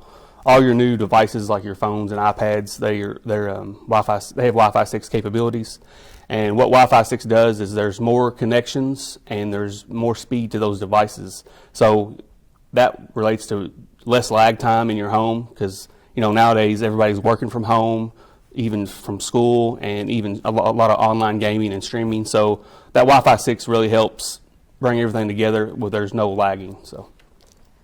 I know during the pandemic I had to work from home, and I worked in web administration, so I mean it was such a big help to have that Wi-Fi speed to be able to do all the work that I needed to do remotely. It's really the backbone. A lot of people don't think about all the stuff that Wi-Fi does. Yeah, it's very important, especially to have a up-to-date wireless router.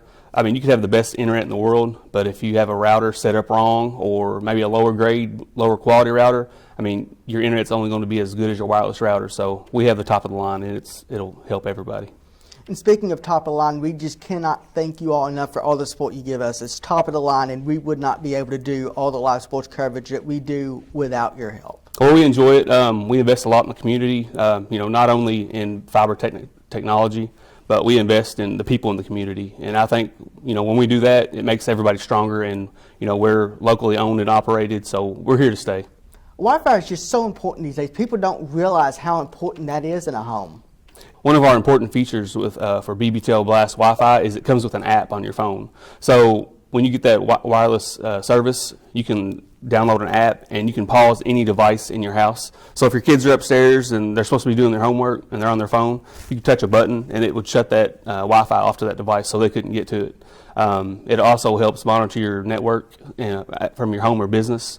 You can cut off any device, and then you can do speed tests. You can set parental controls, and what that is you can set time limits on Wi-Fi access to your devices. So between 5 and 6, every Wi-Fi device would be shut off, and then after 6 it would turn automatically back on. So that's a neat feature, and especially these days you need to keep an eye, on kids and their interaction with the internet. So it is a handy feature to have. It really is important. I think about how I have a young nephew that's about to turn 3 this year, and I think about how my sister is going to try to navigate trying to keep him safe in this digital age. Yeah, you got to keep a close eye on them. So this app definitely helps you do that. And speaking of the digital age, you have a new e-billing app. We do. Everybody has one these days, and we just got ours. So you can download the e-bill app, and it lets you pay your bill online, of course. But you can also go back and look at your previous bills. You can manage multiple accounts. So if you have a home and business, you can go back anytime and see your past invoices. And it's just pretty handy feature to have. So it's been a while since we've had you in the studio. What are the future plans for Hardin County? We've been building fiber in Hardin County for a couple of years now, and our focus is going to remain on Hardin County. Some recent areas we've been into lately is Rineyville and Cecilia areas, those surrounding areas.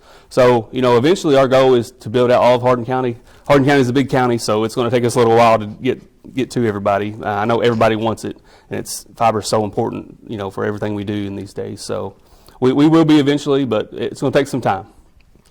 People just don't understand how big Hardin County is. Somebody that doesn't live here, it just astounds me about how big it is. Yeah, we cover Meade, Breck, and Hardin's by far the biggest county we serve.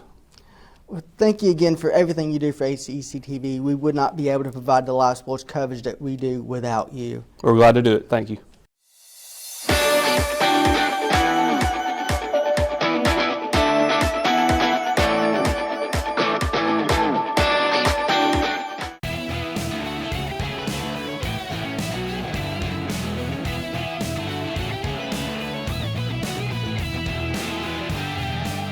Well, I'm Jarrett Cox with HCEC-TV, and today we're very happy to have Kobe Gibson from Waddell's Auto Scrap Metal Recycling. How are you doing? Thanks for having us. Doing good. Can you tell me a little bit about your business? Yeah, we're here in Eatown on 311 Steel Drive. We've been family owned and operated for 53 years. We provide all types of recycling for people, everything from washers, dryers, to cars, bulldozers, semi-trucks. Pretty much if it's metal, we can take it. So. When I come up on the Kentucky Parkway on my way to work, I see a billboard for Waddell's with several lovely kids on it. Are they yours? Yeah, the 2 girls are mine, and the boys are my nephews, so they were a good model for the billboard. I mean, it definitely shows that you're family owned and operated. Yeah, family owned and operated, and we all live here in Hardin County, and that's kind of like we like to put money back in the community and do stuff like that. So. And we really thank you for supporting HCEC-TV. So what are some of the more unconventional things that you scrap? Some of the larger stuff, that some people won't take. There's some yards that will not take. They don't have a way to handle bulldozers, unload bulldozers. We do industrial accounts, so we've got a roll-off service. We can set roll-off boxes to haul away the metal, but we can do anything from, something like I said, as small as a washer to we've picked up 60,000-pound pieces of scrap before for these factories here in town. And we like Eatown, but we will go anywhere. We've got accounts in Louisville, Western Kentucky, and stuff like that. So, and we also offer, like I said, low boy service. Pretty much anything you've got, we can get it picked up for you. And that's so important because Kentucky is such a vast state, and having a family-owned and operated business that'll come and scrap your stuff is just so important. Yeah, it makes it nice. There's a lot of people that have broken down vehicles that just don't have a way to get them to us. We've got a rollback for that. So all they got to do is call the office, and for a small fee, we'll go pick it up, and they'll get paid for it and make some money for it, and make it real easy for them. So one thing I didn't know that you all did is you sell parts from vehicles.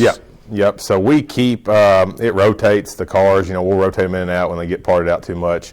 I mean, we've had as many as 1,000. We try to keep 500 to 1,000 just to have parts for people.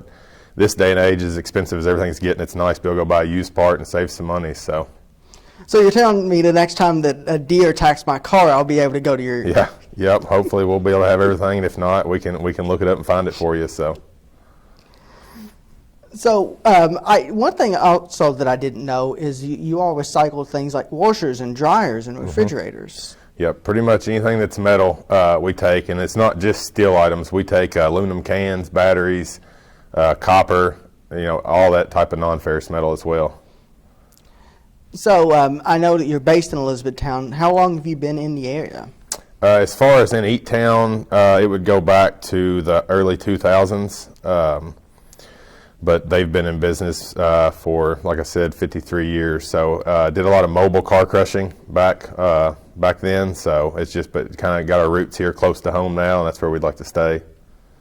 Yeah, and it's so important once you get grounded in a place to want to stay. And we really appreciate you supporting this local TV station and the local school kids by providing the live sports coverage and all the other things that your contribution helps us do. So thank you very much. All right, we're proud to. Thanks.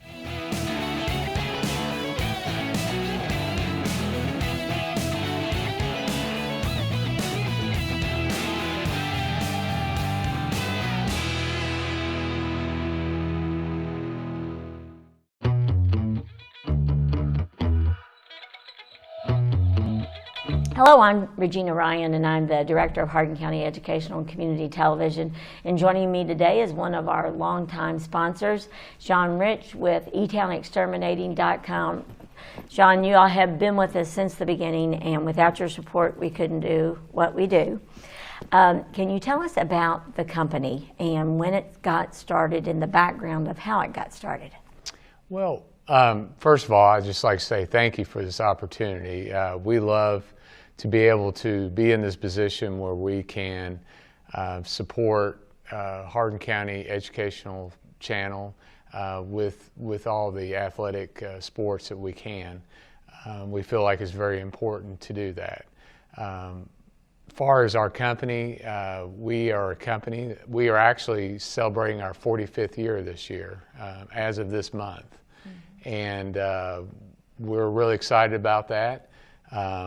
But as far as the company, we are a full-service exterminating company.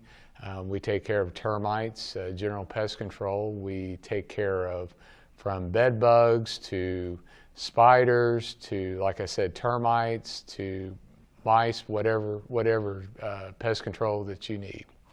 And how many employees do you have? Currently, we have around 36 employees. For those who haven't used your company before, what should they expect? Well, we do, as far as general pest control, we do a monthly service, and we will come to your house and service the house, but we do a lot of exterior service, but we also go on the inside of the house. Your services are available for both taking care of what happens inside your home and outside your home. So in regards to a client reaching out to you, what should they expect when they come to do some service inside the home for termite control, roach issue, bed bugs, all the things that happen within the house? What should they expect? When a technician comes to the house, they will inspect and they'll assess what needs to be done. Everything that will be done will be told to the customer prior to the treatment. We do have protocols in place with everything going on with COVID right now. We will wear a mask, we'll wear gloves, we'll sanitize our tanks, our hands, everything. So we make it as safe as possible for our technician and for the customer. And exterior is wise. Yes, we do a lot of service on the exterior. When we assess the property, we'll see where insects are coming into the building. We will make treatments on the outside, but also we'll make recommendations to those customers. If there's something that needs to be sealed or caulked, or a door jammed, or a sweep on a door needs to be fixed, then we'll tell the customer about that. Now, besides that one-time service, it's really important to do monthly. Yes, we have a monthly service. What we do is we assign that customer with a regular technician. Majority of our technicians have been with us for years, so you'll have the same person each time.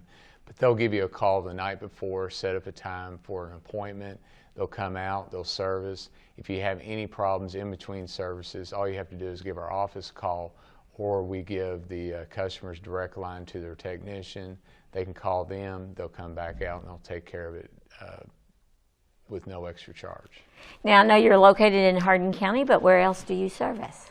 Well, we service all the surrounding counties, Meade, Nelson, Breck, Taylor, LaRue.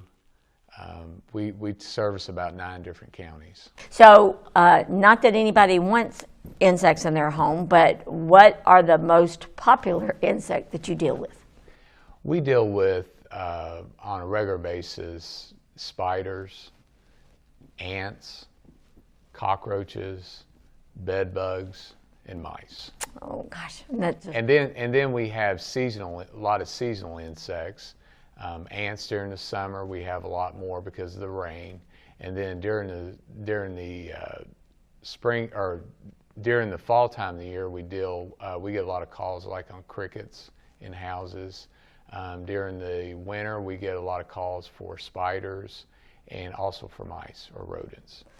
And so, and you can help out with any of those types of insects and things. Yes, with doing general maintenance, we can get it where you're not seeing anything.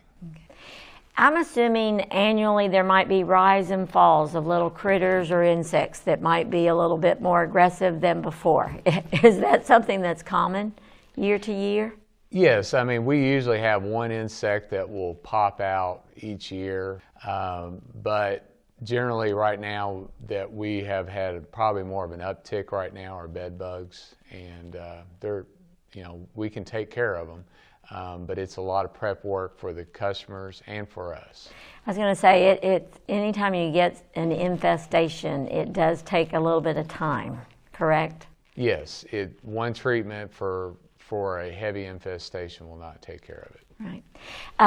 You were an athlete in high school. What sports did you participate in? I played basketball, I ran cross country, and ran track. And your children, I know that they've also been very active. Yes, I had a daughter that graduated in Elizabethtown 2016. She was a swimmer. A daughter that graduated in 2019. She was a soccer player, and I have a son right now that's a junior at E-Town. He's playing basketball and soccer. Wonderful, and want to congratulate your oldest daughter is a nurse. She's on the front lines. Yes, she just graduated from University of Kentucky this past spring. She accepted a position at Vanderbilt University Hospital, and so she's down there right now working there at Vanderbilt. I was going to say on the front lines, those first responders. Yes, we're very proud of her. She's taken on a task, and we're glad that she's in that position right now. Yeah, and it means so much to those that she's taking care of, and so that's phenomenal. Your middle daughter is going to become the next generation of E-Town exterminators. Yes, my daughter Abby, last year she told us that she wanted to come back into the company, and so this year she's been working this summer, working with a lot of my supervisors, learning how to sell. She's been working with me a lot on the management side of it and financial, and we're going to bring her up into the company, and so we're really excited about that. I was going to say, it must have been a proud moment when she said she wanted to continue in that role. Yes, and I always said that Abby was my dad made over. So it's exciting to see her to, when I came up into the company, my dad always said that I was going to bring it up to the next level. Now I look at Abby, and I believe she's going to bring it up to the next level for me. That's wonderful. Now, people that would like to get in touch, what do they do? Well, they can call us. Our phone number is 270-737-6900, or our website is www.muggabug.com. That's muggabug.com. Amazing, and really the nice thing about it is you get to talk to a real person.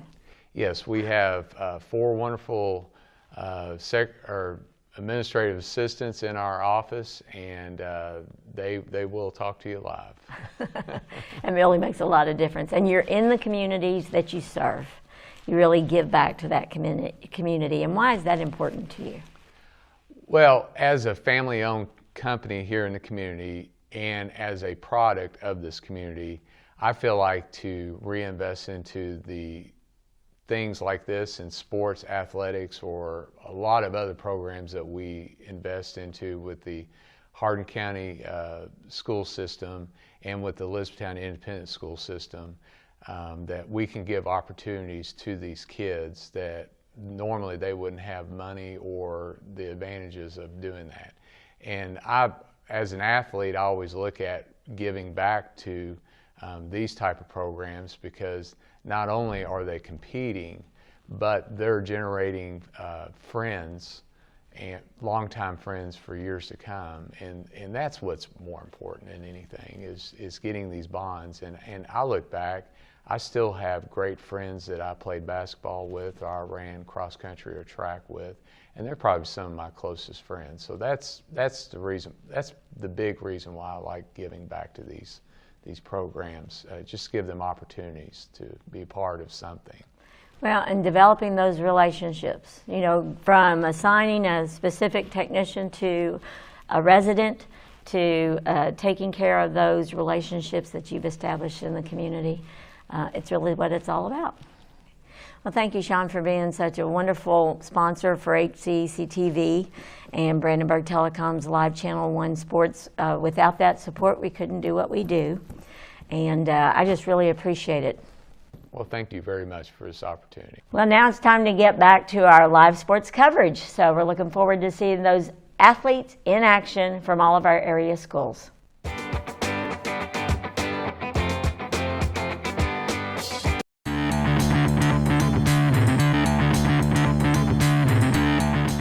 Hello, I'm Gina Ryan, Director of Hardin County Educational and Community Television, and today we are talking with one of our longtime sponsors, Mark Harris Construction. He has been with us from the very beginning, his organization, and through the years it's with apartments and renovations and real estate, of course. And now we are joined by Regina Johnson, who is the property management for two of the items that we're promoting with Mark Harris Construction. Regina, tell us first, our audience, a little bit about yourself. Well, I've been a property manager for about 15 years, and so they stole me when they started building these two properties. So that's probably a very good. So she said stole, so that you are a high priority. Yes. In terms of getting you on board. The two properties we want to discuss is the Black Branch Storage first. So tell us about that.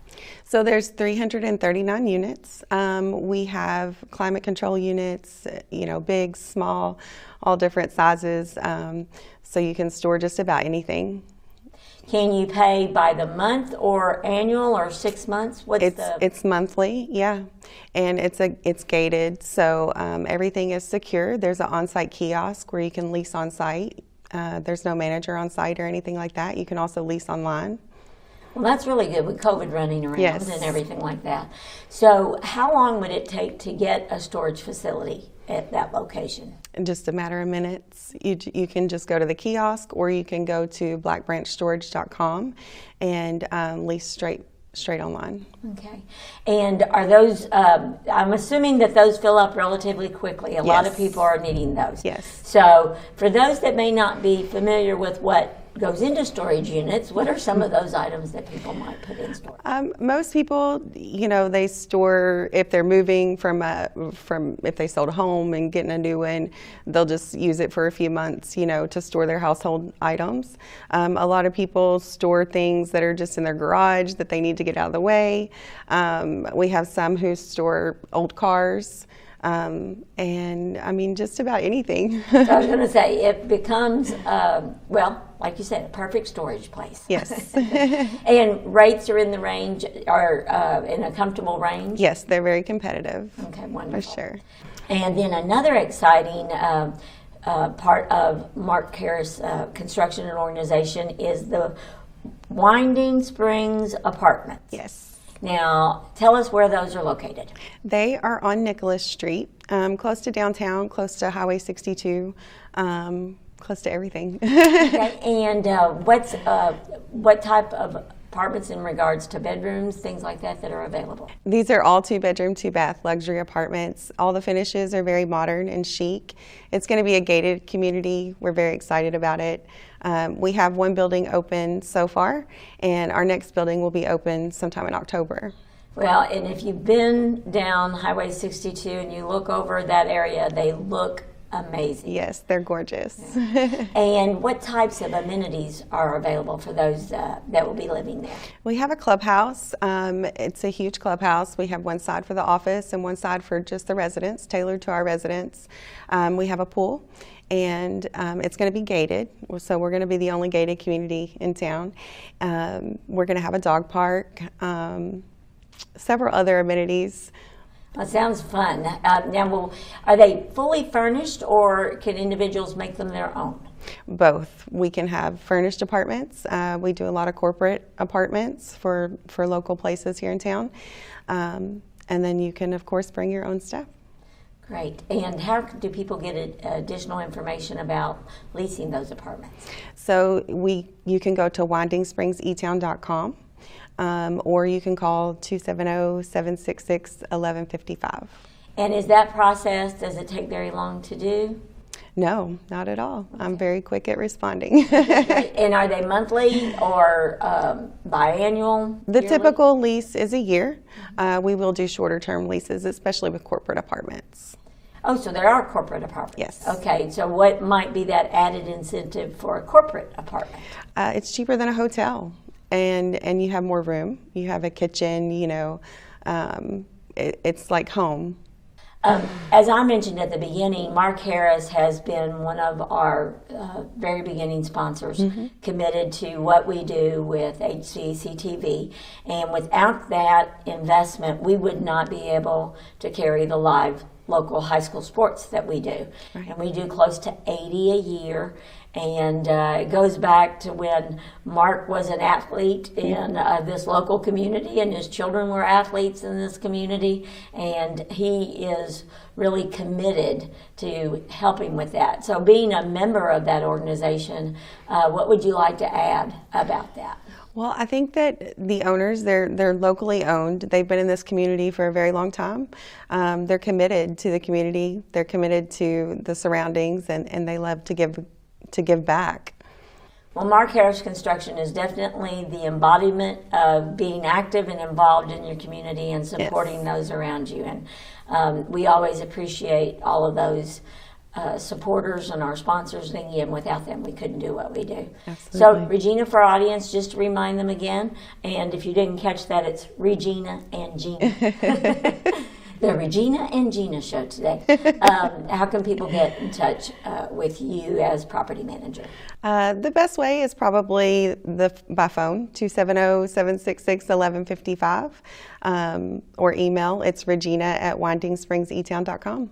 Okay, thank you, and wish you all a great leasing season, and also in filling up all those storage facilities and everything. Yes, for sure. So thank you for joining us, Regina. And thank you for watching our HCEC-TV, Brandenburg Telecom, live sports coverage.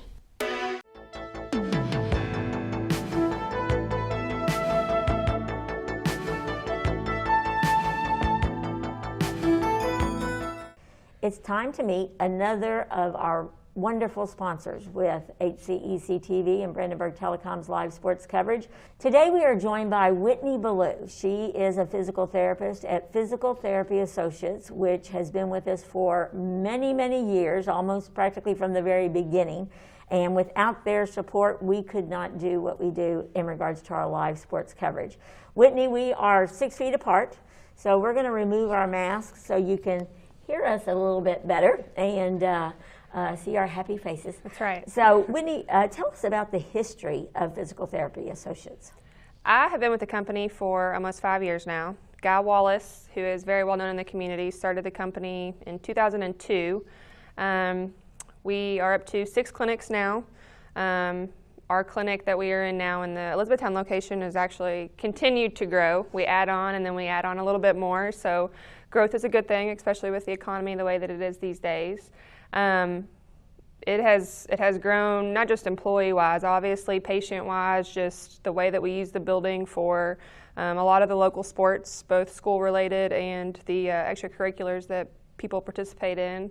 And the building is constantly in use with the turf that we have now too. So right, that's awesome. The turf really provides well, it gives you extra space and gets you to do what you need to do.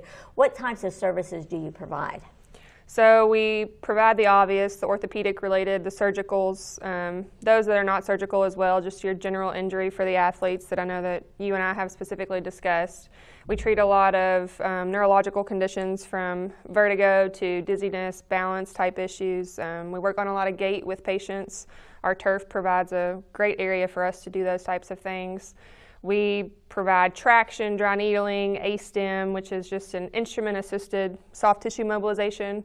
We have a lot of services and a lot of different certifications within our licensed individuals that can provide a pretty good variety of treatments for our patients. And with diabetic patients, there's some procedures that you provide too? Neuropathy is something that we see quite a bit of. There is an anodyne treatment that we use with some of those patients.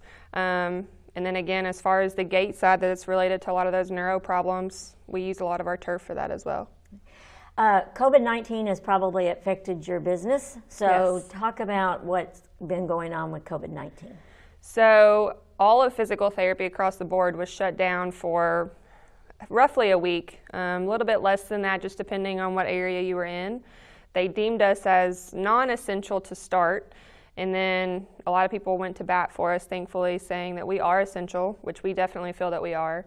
We were cut down to our caseload with just those urgent and emergent cases, which would be your surgical patients who needed to come to us so that they didn't end up worse than they were prior to surgery, fractures, really bad injuries that needed quick, if we didn't get to them quick, that they were going to be in a lot worse shape than they were off. So it cut us down quite a bit. We cut our caseload by probably 80%. We've slowly built that back up, so we're getting close to more what we would consider normal, but we can see a little bit of everything now, so we're thankful to be kind of free reign with everybody again. Well, and in regards to delivery of service, I'm sure that you all have always taken protective, absolutely, whatever type of protection you need in terms of keeping both you and the patient safe and things. In regards to athletics, high school athletics, you used to think, oh, those high school athletes, those middle school athletes, even elementary school athletes, they're young, their bones heal, their muscles heal. How many of those patients do you see on a regular basis? They do heal much quicker, but yes, they do still get hurt. That has actually gone down in number as well. The sports were cut back there for a while. People weren't getting out, so people weren't doing as much as they were prior to all this COVID stuff that occurred. And our caseload's getting back up to normal with that. Our kids make up, probably anywhere 25 to 50% of our caseload, just depending on the given time frame, sports seasons that we're in and things like that. It's definitely increased since the school sports have been allowed to play. I was not going to be surprised if we saw more, just because they weren't getting the time to practice and do things before they were playing games. But thankfully we haven't seen a whole lot of injuries, which is good for bad for business, but definitely good for the individual, and that's what we care about the most. Awesome. Yes. You are a former high school athlete at Central Hardin High School. Yes. Just briefly talk about those years. The glory days, as I like to call them. I played soccer and basketball both. I wouldn't trade those years for the world. I had very good coaches, very good teammates, and I just kept saying, I was telling patients and employers or our coworkers that I wouldn't trade those days for the world. So I can't imagine what some of these kids have gone through that haven't been able to play. They've missed out on not just senior years, but any year of high school, any year of middle school that you can't play those sports. That keeps so many kids not just out of trouble, but keeps them in shape, keeps the mental aspect of their lives in check too, which is so important. And I'm glad that they've been able to participate in a lot of those things now. I know there's still restrictions with it, but those are days that I wouldn't take away from my life, and I know that those kids wouldn't either. So I'm glad to see that they're back in session with a lot of that.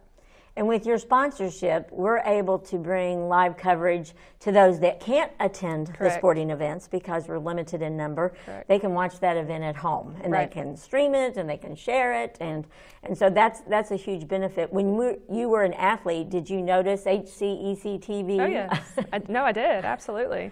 Yeah. And that's such a good privilege for them, especially with having limited tickets. I come from a very large family, which we were just talking about, so thinking about my parents, my aunts and uncles that came to games, or even just friends. You know, you've got so many classmates that you hope can be there. Again, that's part of the glory days, as I call them. You know, your friends going and cheering you on. And so for them to at least be able to watch it and talk to the players about how they did, know what a great catch or what a great shot, those mean a lot to those players. So it's great that you all are able to provide that service. Great, and it does give them a little bit of extra exposure. Absolutely. To, you know, to the broader audience and things. Absolutely. Maybe a coach from a Division I or Division II might Exactly. check you out. So, what about your commitment to the community? PTA is very involved. What are some of those things that you all really enjoy participating in? So sponsorship is something that Guy Wallace is big on too. You know, there's a lot of different recreational leagues that he's a part of from all of his kids that participate, but you know, the marketing aspect, there's a lot that they're involved in with that as well. Our athletes are, I say, some of our prized possessions, but it's really great to be able to work with them, just to be able to see them get back on the field. Working with any patient is excellent, but when we can get our athletes specifically back to a school setting, whether it's just going to class because they can get off their crutches or get out of their wheelchair or get back on the field or court, it's great that we're able to play such a big role in that for them. Awesome. Yes. For individuals that would like to contact physical therapy associates, what can they do? They can call our office at 270-234-1569. We're open 7 to 5 Monday through Friday, so they can get in contact with us for that. We also rent out our turf. Well, we did pre-COVID, but we've got 5,400 square feet of turf facility that we also use for some of those recreational activities that hopefully once we get a little bit lifted on our restrictions that we're able to start incorporating that again as well. Okay. And that turf application is really important. What I said it just gives you a wide open space, but what kinds of things take place in there? It is great for our ACL patients specifically. We have them doing some very high-level activities, some running, jogging, sprinting, a lot of agility type activities with ladders and hurdles. It's great for our neuro patients where we're doing gait and balance stuff, just trying to walk laps, working on getting from a walker to a cane, just being able to have that space where people can open up without feeling scared because we're too close to other tables or other patients and things like that. It's been great as far as COVID goes because the 6-foot rule has not been a problem. We are very spaced out, probably 20 feet between each table, which has been very nice. We actually added onto the turf initially, and then that didn't seem big enough, so we actually added on again. So we can also do throwing programs. We have the distance to be able to do those types of things. For our baseball and softball players, football players, of course, it's set up like an actual football field. We have the yards marked out, and it's nice to be able to work with that with them too. I would say that physical therapy is one of those areas that has exploded in the last even decade. Right. When I was very young, you never heard, really, I didn't know of anyone that ever had gone through physical therapy. But now physical therapy extends to even the mindset and Absolutely. the emotional. So can you address that? Why do you think that has occurred? Pain is perception. Everybody perceives it differently. Of course, pain tolerance is different across the board, but if you hurt, it absolutely changes your entire mental state. So our physical abilities will absolutely address our mental abilities throughout daily life, from work to just waking up in the mornings. I actually I wasn't super familiar with PT myself, even growing up around sports and, you know, teammates tearing ACLs and spraining ankles and things like that. I went to school actually to be a dentist to start, so I thankfully had some great mentors that led me to PT with my background and my love for, you know, the body, the anatomy, and all of that stuff that I loved class-wise. But pain is perception, so it has just continued to grow. People realize how much of a benefit it is for maintenance in some cases, but most of all prevention. A lot of our athletes that we've talked about, prevention of those injuries, if we can stop it, especially with a lot of the sport isolation, people doing just 1 or 2 sports focused on that. You know, us growing up, like I said, I played 3 or 4 growing up, so that's kind of changed a little bit. People are tending to specialize, which is totally fine, but it will sometimes cause some more injuries. And that specialization may cause one injury over and over again. Correct, like we had also discussed. Yes, exactly.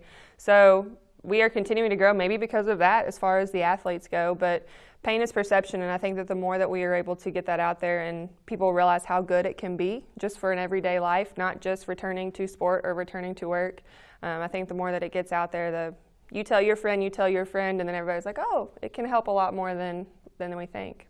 Well, I appreciate Guy Wallace, and I appreciate Physical Therapy Associates, and I appreciate all that PTA offers this community, and it's really it's been phenomenal. And you're in a couple of different counties now too, correct? Yes. And same to you all, by the way, for what you all do for the county. Yes, so we have the Elizabethtown Clinic, but then we also have Ratcliffe, we have Meade County, Hodgenville, Bardstown, and then a Louisville, South Louisville clinic as well. Right, so easily acceptable for anywhere you need to go. Right. Contact PTA, and it's pretty easy to get a recommendation also. Absolutely. We are actually a direct access state, so you can go to physical therapy without a doctor's order. Now, insurance would depend on some of those cases, but it's really easy to get physical therapy. All you got to do is call us. Okay, awesome. Well, thank you again, Whitney, for joining us, and thank you for joining us at home. We appreciate all of our sponsors on HCEC-TV for our live sports coverage. And without Physical Therapy Associates, please support them. We could not do what we do to bring these wonderful athletes into your home on a regular basis.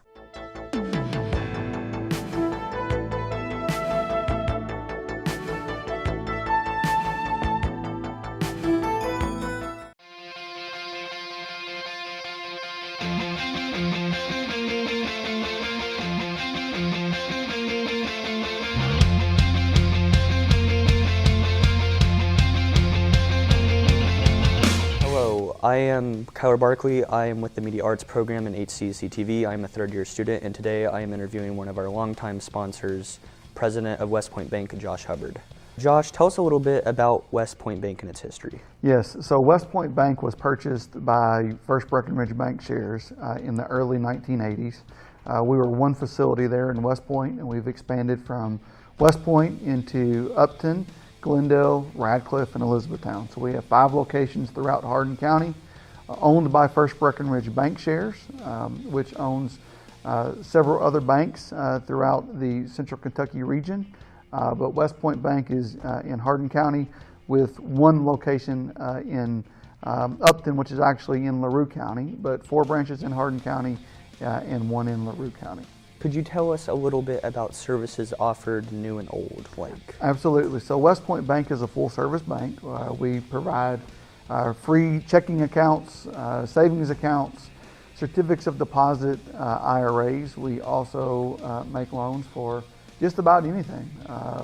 1 to 4 family, primary residence loans, farm loans, agricultural loans, multifamily, automobile loans, you name it, we can pretty much do it when it comes to banking. So we obviously, like I said, are a full-service bank. Is there any specific areas of involvement in your community that the bank makes? Yes, so we really strive to serve the communities that we operate in, primarily all of Hardin and the surrounding counties. We pride ourselves in our employees living, working, going to church in the communities that our banks are located in. So whether it be participating with HCEC-TV, doing the sports coverage, the Heartland Parade, West Point River Days, Glendale Spring Fest, Upton Days, just the Hooray for Heroes or the Radcliffe Mayor's Breakfast, whatever that may be, we really strive to be involved and give back to the communities that we serve. So you were talking about community involvement and HCEC-TV sport coverage. Is there anything, are you passionate about covering sports? Absolutely. So we've been a longtime sponsor of this programming. When I grew up in high school, when I was growing up in high school, I obviously played high school sports. My son plays high school sports. A lot of the employees who work for me, their children play high school sports. And I just think that sports are great for children of all ages. It teaches them a lot of things. One, how to be a good teammate. You need to be a good teammate in order to be a good employee. It teaches them accountability. It teaches them work ethic. I think it teaches them how to win and how to lose. You know, life can be hard. There's going to be ups and downs, and winning a game, losing a game, winning as a team, losing as a team. I think it just gives valuable insight to just life in general by playing sports. I completely agree and understand, and we appreciate your sponsorship. Now, is there any other extra information you would like to let the viewing audience know? Just in general, West Point Bank, like I said, we strive to provide the best possible customer service that we can provide. We are extremely enthusiastic about the communities that we serve, the citizens in those communities, and we would really like to be your bank and to establish a relationship with you if we don't have one, and if we do have a relationship with you, to just further expand upon that relationship. We are, again, strive to provide the absolute best customer service and just, are just thrilled to be a part of the community that we serve. How can people get additional information about your bank? Do you have any sort of contact? Yes, so we obviously, as I said earlier, we have 4 locations in Hardin County and 1 in LaRue County. So West Point, Radcliffe, Elizabethtown, Glendale, and Upton. You can follow us on Facebook. You can like our Facebook page. You can also visit us at westpointbank.com. All right. Thank you again for your continued support. We wouldn't be able to do it without your support. Again, we appreciate you, and let's have a good season.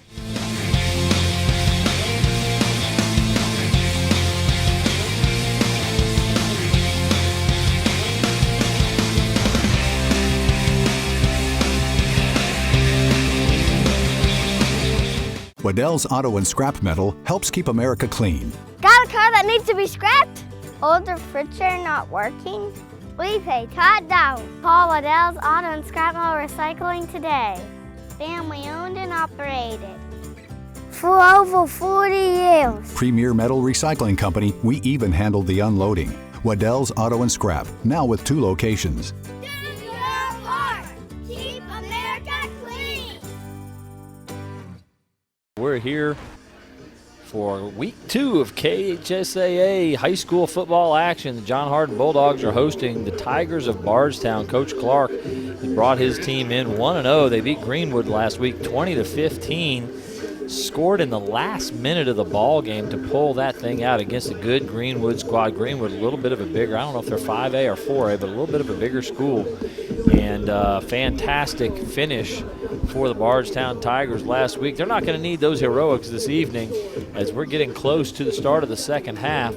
Again, all Bardstown Tigers 37-0 over this John Hardin squad. Just a few of the numbers from the first half as far as what I have here. The Tigers, let's see, Tyleek Williams, 100 yards rushing with 2 touchdowns. TJ Greenwell, 60 yards rushing. I've got Braden Clark, 5 of 6 for 146 with 2 touchdown passes. So it's been a heck of a night for the Bardstown Tigers, getting off to an incredibly fast start. On the other side, again, not a whole lot happening. The first play from scrimmage, Layson Anderson ripped off a 49-yard run. He was run down from behind at the 10 by TJ Greenwell.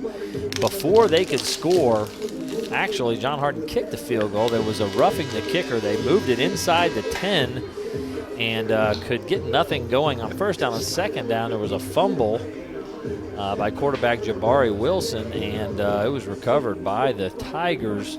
And that was really the only opportunity for the John Hardin Bulldogs, the only opportunity for them. They turned it over 5 times in the first half. 1 interception, 4 fumbles. And so when you're the underdog and you're the team that's obviously overmatched, one of the things you have to do is not turn it over ever, and they turned it over the entire half. Five times turn the thing over, and so John Hardin doing everything wrong. Again, we've focused so much on this idea that this is a young team. Right, and even if you're playing, an equally matched team, 5 turnovers, you just gave them the ball game. Yes, so absolutely. You just can't. That's just a fundamental. And the other fundamental we talked about was special teams, and realizing that special teams play is not only just as important, and in many ways it's more important than every offensive play and every defensive play you run, because that's a one play scoring or not scoring opportunity, right? They're not going to you're going to get the ball where it is, but they're designed, every special teams receiving play is designed to score. And if it works, it Yeah. will score. They never design a play to bring it back to the 35. Exactly, Jeff. And honestly, again, we know that Coach Preston knows that. Yeah. The boys have not bought in, it appears, No. because we're seeing a very lackluster effort. And when they watch film, I'm sure they'll notice how lackluster the effort is on those special teams plays. Again, special teams, I say this almost every week, you have the best athlete on the one team with the ball in the open field. Right. With opportunities to make guys miss. You make 2 or 3 guys miss, which for those really, really good players is not that hard of a thing to do. It is not. You make 2 or 3 guys miss, and it's off to the races. And so they've had a couple of big returns. One called back. It was a touchdown by T.J. Greenwell. One that went down to the 20 that got called back to like the 42 on a holding penalty. Right. They've got to clean that up. That's got to be something they're a lot better at. They've got to consider, sometimes you got to consider personnel. You want to rest guys, especially it's early in the season, it's warm out. But you can't rest your good players on special teams. You've got to figure out a way to get them off the field some other way, whether it's burning all your timeouts to give them a rest, or whether it's sitting them for a couple plays on offense or defense. The special teams, like you said, you described it as scoring plays, and that's exactly what they are. And we've seen that tonight. Bardstown getting big plays in special teams, and just absolutely not John Harden not putting in the kind of effort you'd want to see. Granted, every offensive play is designed to end up in a score. I get that. But you definitely have plays where, your goal is really, we got to get 3 downs here at least, and if it breaks up, we get it. But, on every return play, you set up blocking schemes and walls and lanes to get that ball all the way in the end zone. So as we mentioned at the end of the half, the first half, as we start the second half, there will be a running clock. That starts at 35-point advantage. It's 37-0, so this will be a running clock. It will stop on changes of possession. It will stop on, I believe, on penalties. I believe on injuries. Those kinds of things will stop the clock. But generally speaking, an out of bounds, an incomplete pass, those things will not stop the clock as they normally would. Even a first down will not stop the clock as it normally would to reset the chains. So we will have a running clock. Jake Owens here to put it into play. Man, he can kick the ball. And that ball is actually to not put it in play. He's going to put it into the end zone so that they can't run it back. And so the Bardstown Tigers will take over 1st and 10 from their own 20-yard line. And we'll see what kind of an effort this John Harden Bulldog squad can muster here, as they've had a rough evening to this point, this young squad. And that's actually, we haven't had a chance really to see Jake other than that safety kickoff from a place kicking way. Well, we saw him kick the field goal that was gorgeous, but obviously they took the penalty, and that didn't work out. Number 54, Damian Lyons, coming on the field just a little late there. 57, Machiavelli Rozier, sitting at the linebacker spot along with Solomon Bennett, number 53. Those have been some of their biggest producers on the evening. Again, look how tight everything is to the line of scrimmage. The safety's almost in linebacker spots. Great blocking, great cuts. Greenwell in the open field. Number 15 is the only one. Oh, he didn't hit and wrap. Good He just grief. tried to. Yeah, he just threw his shoulder into him. Marquise Hayes, 15. You cannot. Injury? No. Getting down the field, number 5, again, Logan McMillan Grundy, who had the 56-yard touchdown, kind of banged his knee up a little bit there. This is how the game has changed. In basketball, the equivalent is never using the backboard, always going for the swish. And I watch this defensive backs, they run over and they feel like they're going to hit them hard enough to knock them out of the bounds. Stop watching professional football. You wrap up. He just threw his shoulder into him. That's not tackling. That's not tackling at all. No, it is not. It's a horrible excuse for tackling. And a guy like Greenwell, he just shakes that off and keeps Oh, rolling. Absolutely. Yeah, not even a chance. He's going to run him over every time. Every time. So there's Talik Williams with a good run. But he's not getting up. He got hit in the knee area. I hope he's okay. That would be just a horrible thing. Yeah, come on, Talik, get up, please. Maybe a cramp. Oh, please be a cramp. That would be fine. They can get him off the field, and he'll be fine. They do not need that from that explosive player. That's the cramp response right there. Lift glad the to leg see up that, and- man. yeah. I hate to see a great guy like that go down in a game right now. At this point, it's a decided issue. But so 7-yard gain from Talik Williams. It'll be a 2nd down and 3 when they come back to action. It looks like they're working a cramp out, but we'll just hope that's what it is. The coach is there, though maybe it's a little more than that. It's still August, and you know how it always goes in August. Second half, we start seeing the cramps. It's they the go in crampies always. Week 2, they're not gone by week 2. By week 5 or 6, you won't see any cramping usually. They sit down for generally speaking. They stop moving, sit down late for 15, September. 20 minutes, you know, on the sideline, and don't get warmed back up properly and don't stretch. Sure. And don't drink enough water. But man, I hope that is a cramp because he's special. He's a special player. Again, 100 yards rushing in the first half. He had 48 yards receiving on 2 catches in the first half. So 2 touchdowns. He had all 3 touchdowns for the Tigers last week in that 20-15 victory. 10:20 to go here in the third. They will stop the clock for an injury, so we have a stop clock at this time. E-Town Exterminating is a locally owned, family-run pest control company. Has been serving Hardin, Meade, Grayson, Nelson counties and the surrounding areas of Kentucky since 1976.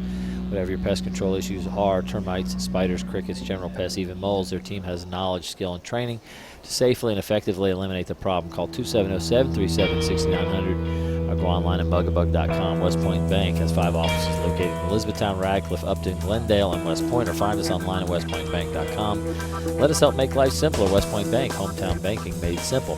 So here you are, your best player down on the field. It's a 37-0 ball game.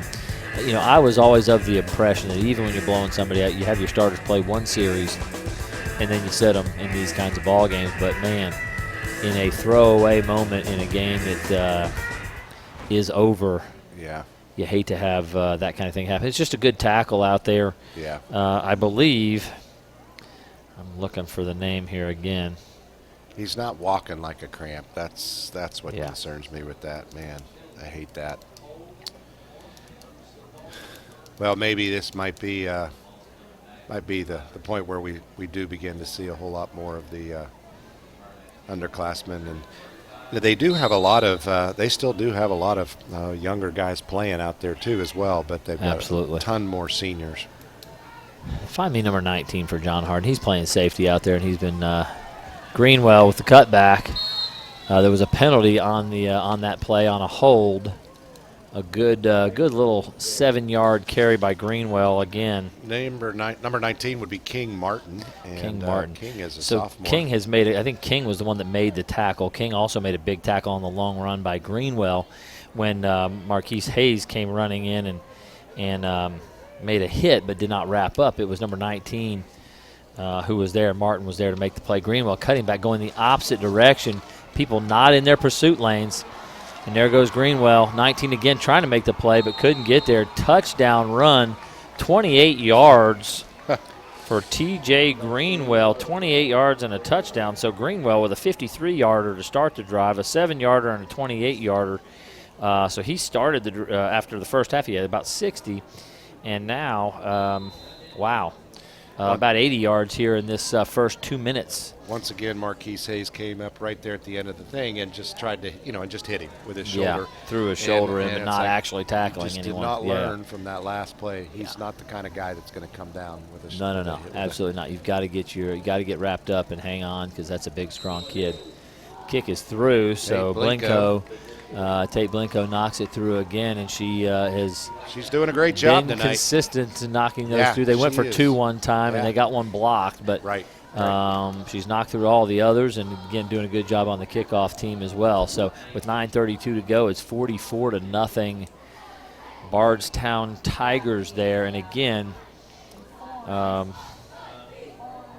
rough night for the Bulldogs here. And again, I hope we see a little bit of a turnaround here. And as Paul and I were talking there towards the end, our hope is to see maybe a little bit of a future look for John Hardin here, as hopefully Bardstown will bring in some of their players that are a little bit more on the same experience, talent, size, speed, and age level. Yeah, more of a JV type squad. Yeah, so that you get a decent, accurate look at what John Hardin might have to offer in the next couple of years. Sure. So Blenko will kick it off here with 9:30 to go, and the clock will take off again here. And again, it's Caden Chitwood with the ball again, and Chitwood just driving straight ahead, gets about to the 37. Chitwood's one of those sophomores who is a great-looking kid. Yeah, big about kid. 6'2" or 6'3", and probably about 200. I mean, just a big, strong-looking kid. And he'll be that's one of the kids that Coach Preston said that he's not just a sophomore. He's a sophomore who's never played football before. Wow. So first year out on the field, and again, so we're talking about inexperience, not just on an age level, but inexperience on a level of just have not played a lot of football. So Coach Preston is going to be working with kids like Caden Chitwood, and we'll see what he can develop into. He's a really good-looking athlete and could really be something special. Double wing formation, motion across there, jet sweep.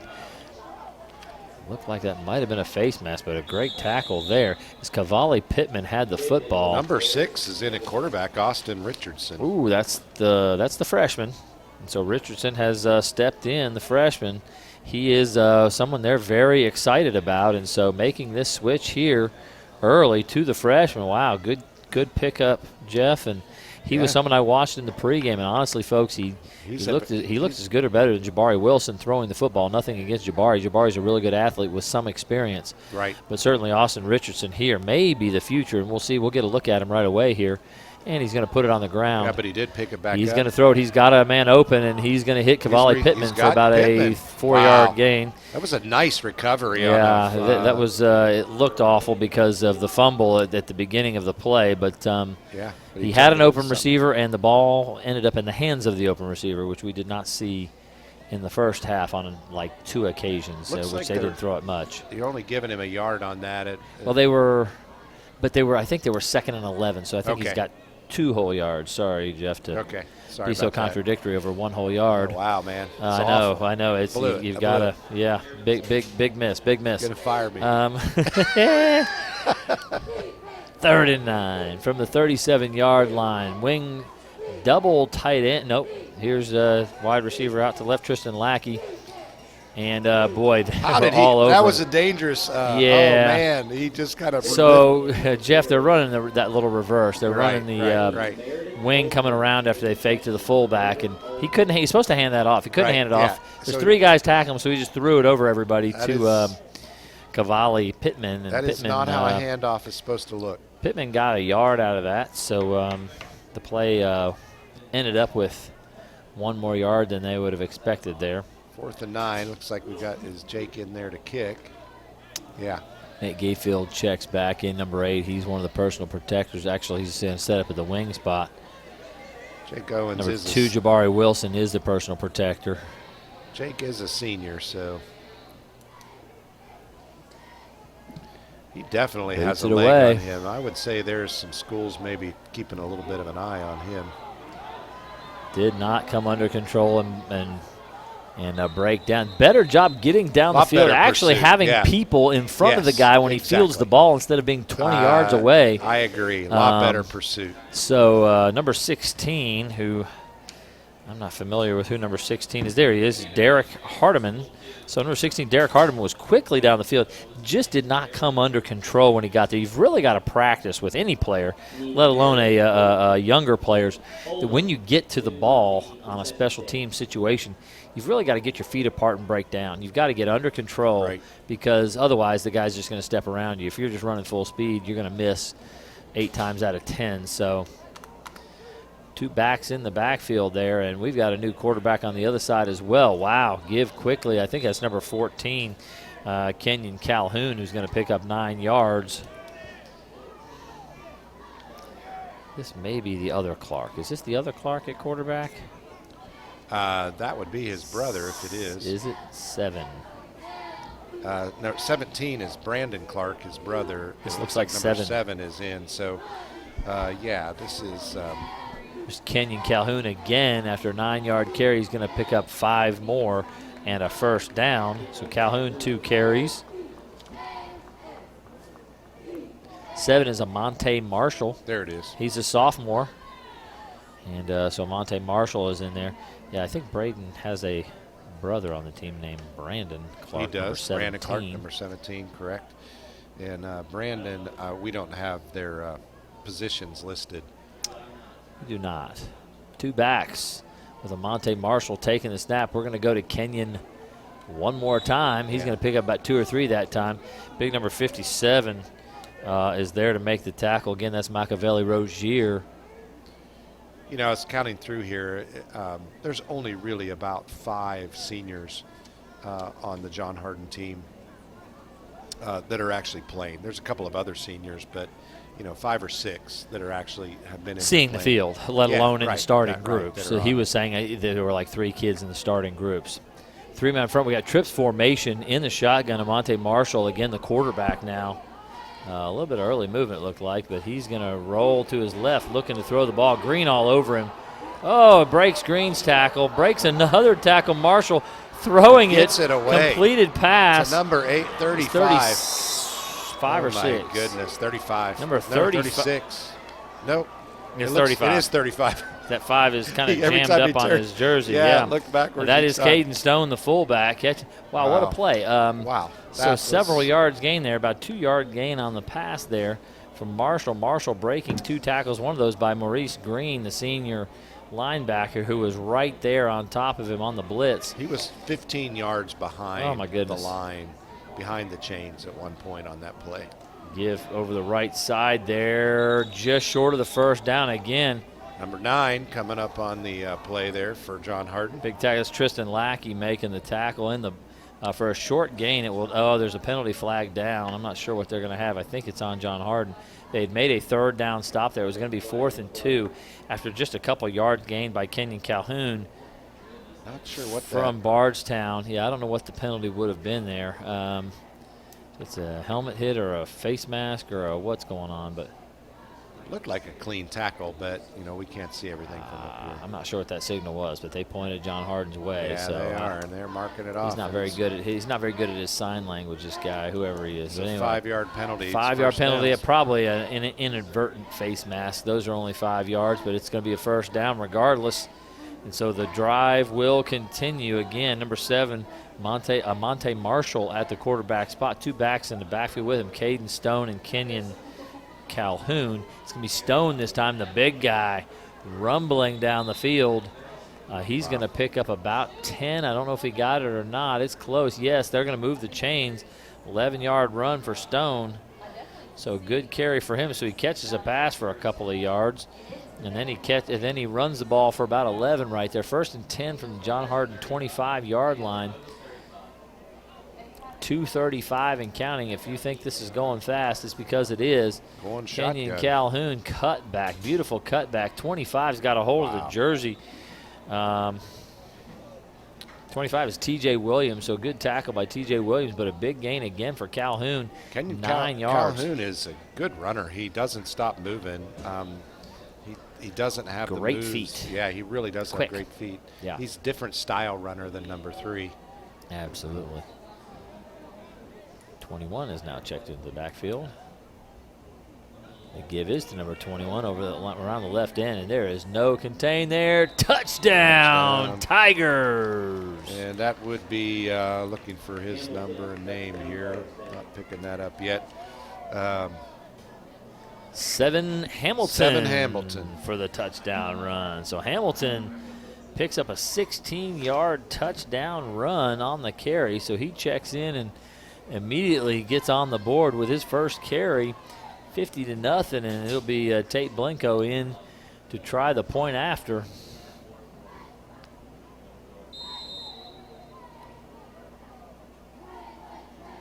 Ooh, bad snap. It's down. Ooh, running into the kicker. There's going to be a flag there as well. Again, the ball was on the ground, but the John Harden player. Listen, again, that's young, and that's just coaching. Yeah. You don't jump at someone to block a kick. You jump about 2 or 3 yards in front where the ball is going to be, not where the kicker is. That was just. Your goal is not the kicker. Yeah, Your ran. goal is the ball. Yeah, you ran right over the tee into the kicker. You should be 2 to 3 yards in front of the tee.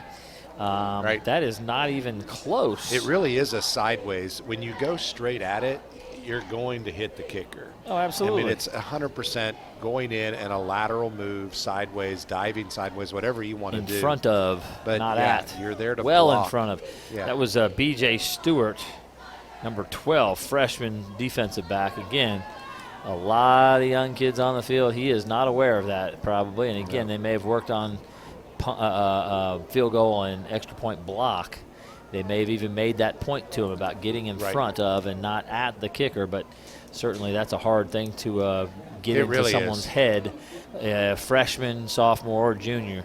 A lot of people don't understand that concept, and he certainly did not understand what to do in that circumstance. So that will be tacked on to the kickoff. Yes. So the kickoff will be. So the kick was good. Kick was good. So they'll be kicking. Running into the kicker, so they're going to step it off now. They'll be kicking from the 45. They always kick from the 50. No, the other 45. 15-yard personal foul. So roughing the kicker, not a running into the kicker call there. So they'll be kicking from their own 45. Yeah, the opposite 45. So, well, now Blinko is not able to get it deep, but in this case, she ought to be able to knock it to the 10 here at least, I would suspect, if not right to the goal, right around the goal line. So we'll see what Tate can do here. Ooh, nailed that one. That's the best she's had, and that will be easily. She caught that one pure. Okay, so this is making me start to think that they're having Tate pooch him a little bit on those other ones. Makes you wonder. Because that one was booted pretty. She did pretty solidly. She took a little bit longer approach to that one, almost like a field goal kick. And so there you go.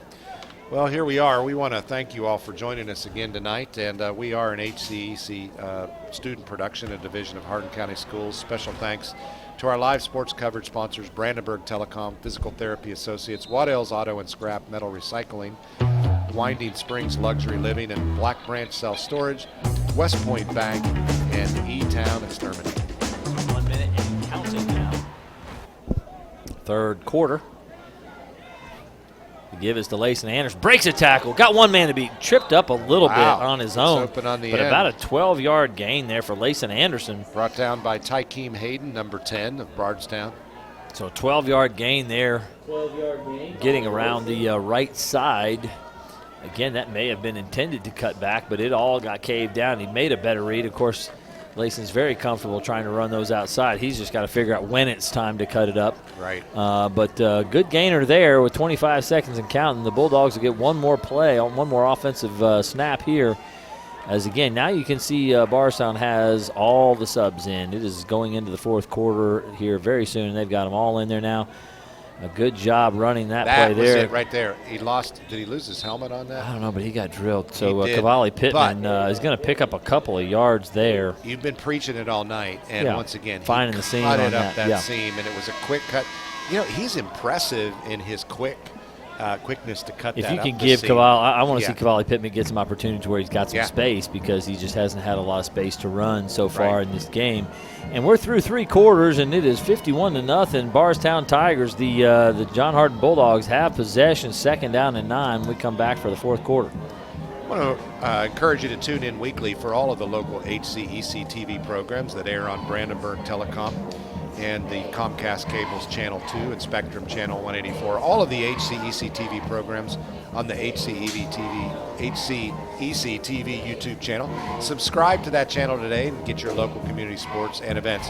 We want to give a special shout out and thanks to our HCEC-TV crew. That would be John White, Kyler Berkeley, Daniel Winchester, Zane Jones, and Michael Collins. Appreciate you guys, and appreciate you making this all work for us. We'd like to also thank the NFHS, National Federation of High School Sports, and its support in providing live streaming service. Contact nfhs.com to subscribe today. 12 minutes to go. That's close to being literal, as opposed to some fourth quarters where you say 12 minutes of action left, and we're here for another 45 minutes. Thinking about all those non-football spouses who wish that every clock was a running clock. There's only 10 minutes left in the game. There's only 10 minutes left, an hour later. I thought you said 10 minutes. Nope. Yeah, on the clock. This one is closer to a literal. Well, there was a timeout called there by Coach Preston here, as they had actually a shift and then a motion, and there was going to be a penalty for some illegal movement there. So Bardstown goes on next week to play Marion County, and be an interesting matchup. John Hardin, I didn't look ahead to see where they're going next week. Yeah, I didn't either. I'll tell you in just one moment. Well, I don't have it right here. Yeah, I do. I've got it right here. Oh, they get to go to Elizabethtown next week. There we go. I don't know if Elizabethtown has improved much or if they're the same. They were a pretty good football team last year, but I don't know what direction that's heading, but certainly that'll be a tough quarter again. E-Town will be looking at both of these teams in the next 2 weeks. Okay. So so listen, this this is not the end of the gauntlet for John Hardin. In fact, they start area play with E-Town next week. Then they'll have Central Hardin and North Hardin to follow. So they've got some, again, they got lumps to take, and they're going to take some lumps because I honestly don't know that this team is as good as North or Central. Definitely not Central. Central is a good team. Jet sweep to Anderson. He lowers his shoulder. He's going to be knocked out of bounds after about a 10-yard gain.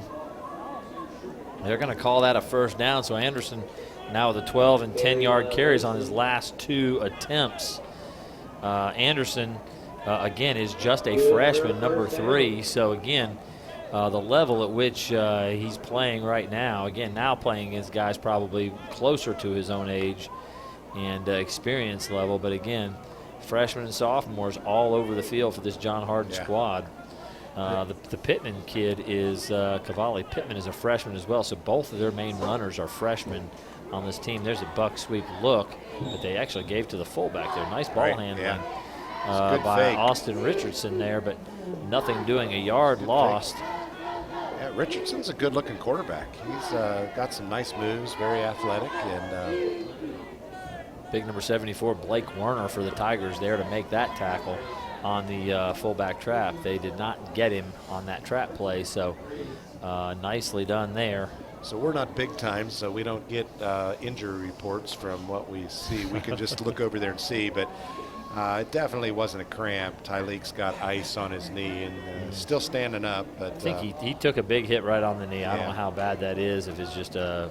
It might have been. It's like the ice pack's really below the knee, so hopefully it was just a big bruise, but he's definitely favoring that. So best to him, and hope that he can get back in there. Hopefully he'll be fine, sometimes you take a helmet on the knee, it's more contusion or bruise than it is anything else. Now those are painful, especially a deep bruise like that. Can be if you take a helmet or shoulder pad right to the knee, but hopefully nothing structural going on. And if it's just a bruise, even if it's a deep one, he can probably play through that for in the next couple of weeks, especially against Marion County next week. 9:30 and counting here. 2 1-yard losses on the last 2 plays. Tristan It's Lackey. 3rd and 12. Split out wide to the right. All right, looking to throw the football, but no one has gone out for a pass. That's a problem over here on the right side. Oh, There's wow. Lackey coming back to try to help his quarterback. Number 19 on Bardstown came back, almost picked that off.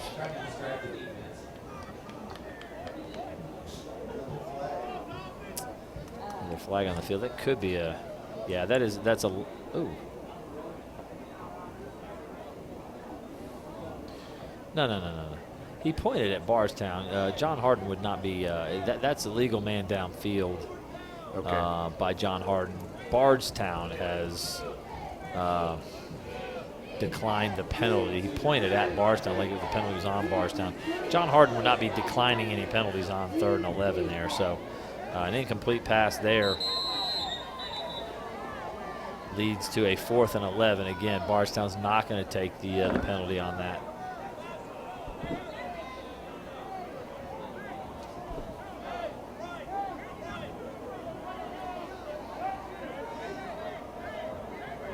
I believe it's Owens in to punt it away. Bardstown trying to make sure they've got the right personnel on the field as they 7 Hamilton, number 21 back deep, scored the touchdown earlier. This was not going to Hamilton though. It's going to number 23. He's going to pick up about 3 or 4 yards.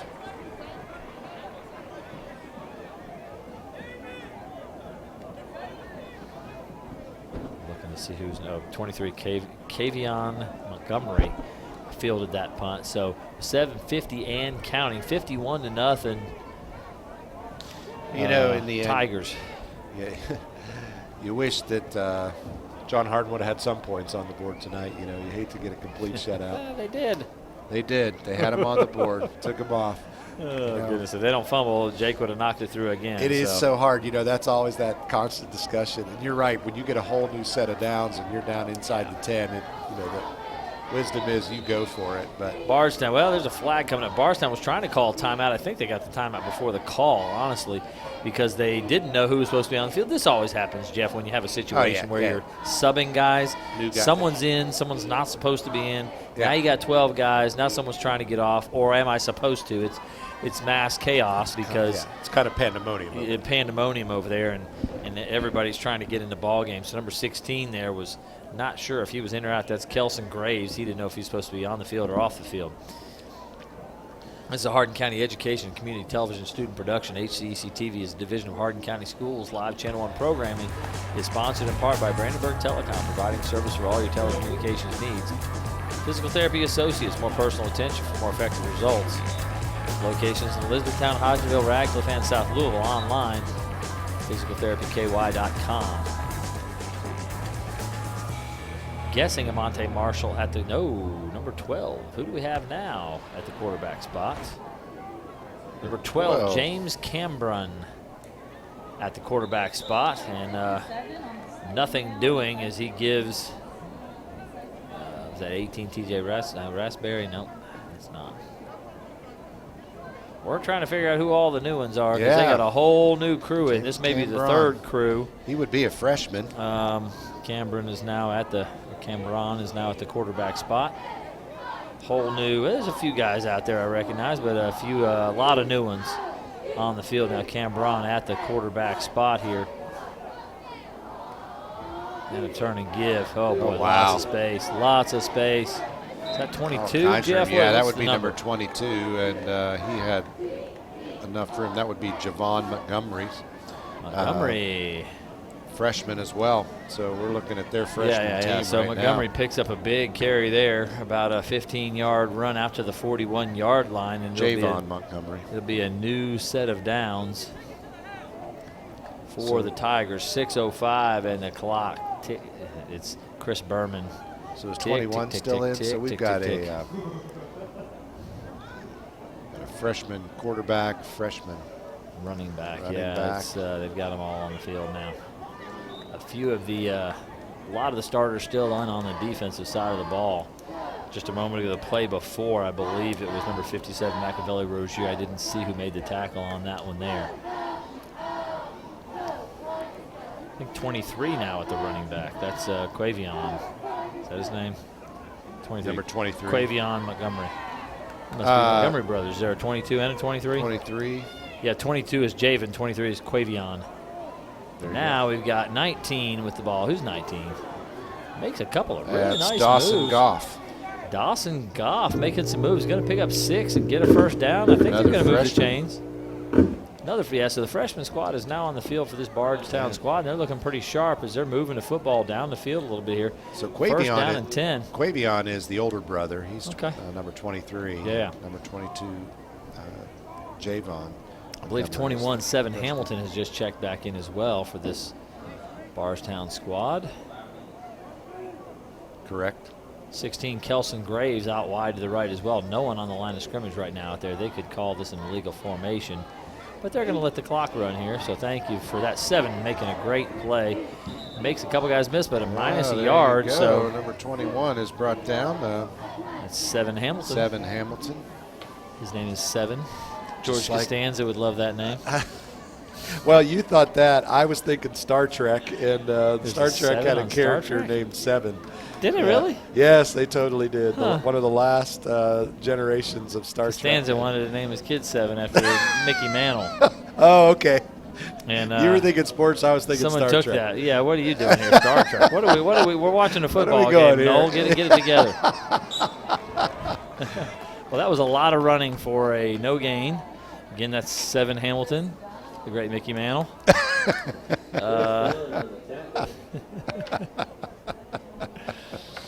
Oh, that's funny. 3:43 and counting here. When it's 51-0, Jeff, I think as broadcasters, you're allowed to entertain. You can talk about Star Trek. Whatever. You can talk about you can talk about the Jerry Seinfeld show.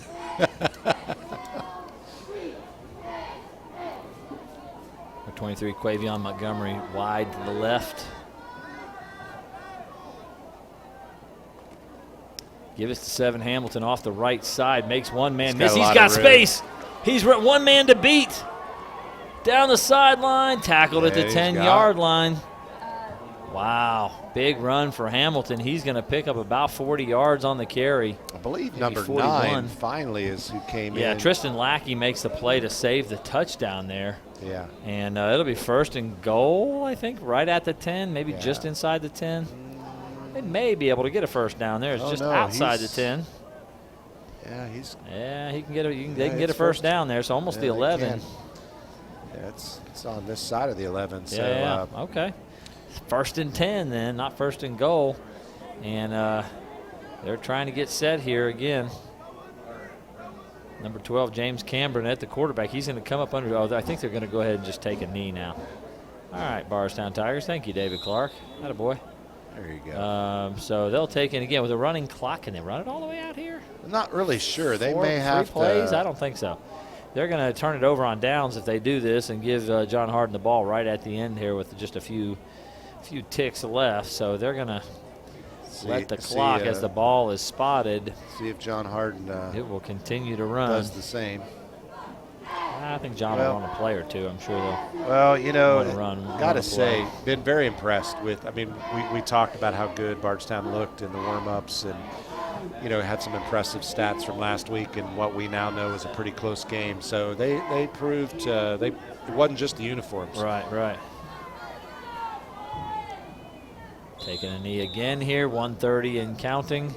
Quarterback's favorite play. Right now, I'm cheering for the clock. Cheering for the clock. You're pulling Run, for the clock. baby, run. But is that not the quarterback's favorite play? The victory. Yeah, sure, why not? Yeah, you know. Sure. I like throwing touchdown passes. Jeff, what? I know that's your you, favorite play to play, but I'm thinking back to Roethlisberger in his last game. Yeah, no, that's right. They said, we get to do that, Sure. the wind's in the tank. And, oh, man, yeah. Probably not the most exciting Toss play. it to the official and celebrate with your boys. That is great. Not the most exciting, but definitely. No, Jeff, chicks dig the long ball. That's what That's exactly right. Throw it down the field, get the touchdown. They totally do. Baseball or football. That's it. That's right. So, and Paul could throw the long ball, folks. Yeah, and that's had a cannon arm. 35 seconds. And still married to the girl who was watching me throw the touchdown. There you go. I was going to say, Jennifer fell for that long ball, didn't she? So every time I threw a touchdown pass, Jeff, I made a J with my arms because she was sitting watching. You rock, buddy. That's one of these right here. That's awesome. It looked like I was just holding my arms up, but it was. She knew what it was. Yeah, she knew what it was. That's sweet. Yep. That's awesome.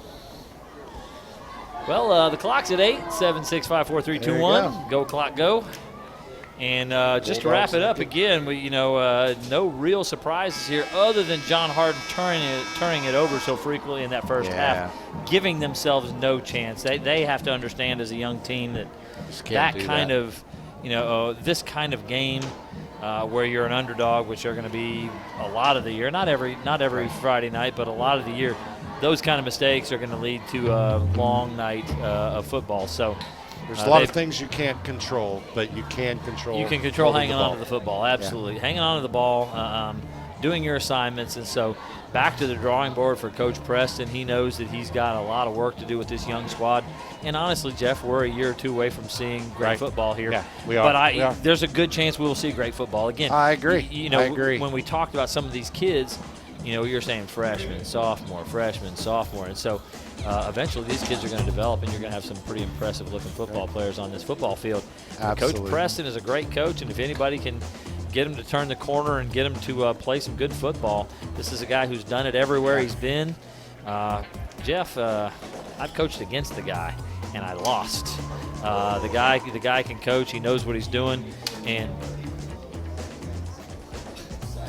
we have guys in here saying hopefully the other Hardin County schools won't get any of their talent. I think these kids will be together and here at John Hardin for years to come, and I think this will be a good nucleus for him to build off of. We talked actually at halftime to a couple of the Bardstown coaches, and they said, hey, a couple of years, these guys will be something else. But obviously right now, this might be what you're going to see. Now, the hope for a John Hardin football fan right now is district play. Right. You get better and hopefully beat some of those teams in the district. So, if you're a parent of one of these players, just get them looking forward. Tell them to keep their heads up. They were outmatched in every phase of the game, in every capacity: speed, size, experience, age, all of that stuff. Nothing about that is anything to take shame in. You are who you are. Exactly. You just play the best you are. The only thing that really John Hart would come out of this and say, if I was their coach, saying, you guys should play tough. Only two things I'm going to say: hold on to the ball, and in special teams, more run effort all day. Yeah, more effort. Yeah. So again, these are the kinds of things you learn. Number 12, and hopefully some of his teammates will have learned, don't dive at a kicker. No, do not. So there are all kinds of lessons here that young and experienced people make, and you just watch them, folks, on TV. Hit them. This is what happens when you have kids who, at this point in their careers, don't know how to play football. Right. Hanging on to the ball, no effort on special teams. Those kinds of running into the kicker plays. So just some basic things, and I'm sure on make film, real tackles, hit and wrap. Wrap people up, make real tackles. Don't just shoulder bump people. So, and make sure you're playing your assignments. Make sure you're keeping contained. Make sure there's all kinds of lessons here. And these kids, as they incorporate these lessons, are going to become better football players. Hopefully, absolutely, they'll all learn from these experiences. And again, we're going to see a good John Hart football team again. Coach Preston's too good for that not to happen. Some of these boys are too good athletes for that to not happen. It's just a matter of a lot of coaching, a lot of film watching, a lot of practicing, and these hard lessons. Absolutely. Really hard lessons. Well, best of luck to both of these teams next week and the rest of the year. Well, thanks again to John White in the truck and our student camera workers and staff. Thanks to my partner here, Jeff Knoll. I'm Paul Gray. Good night, everybody.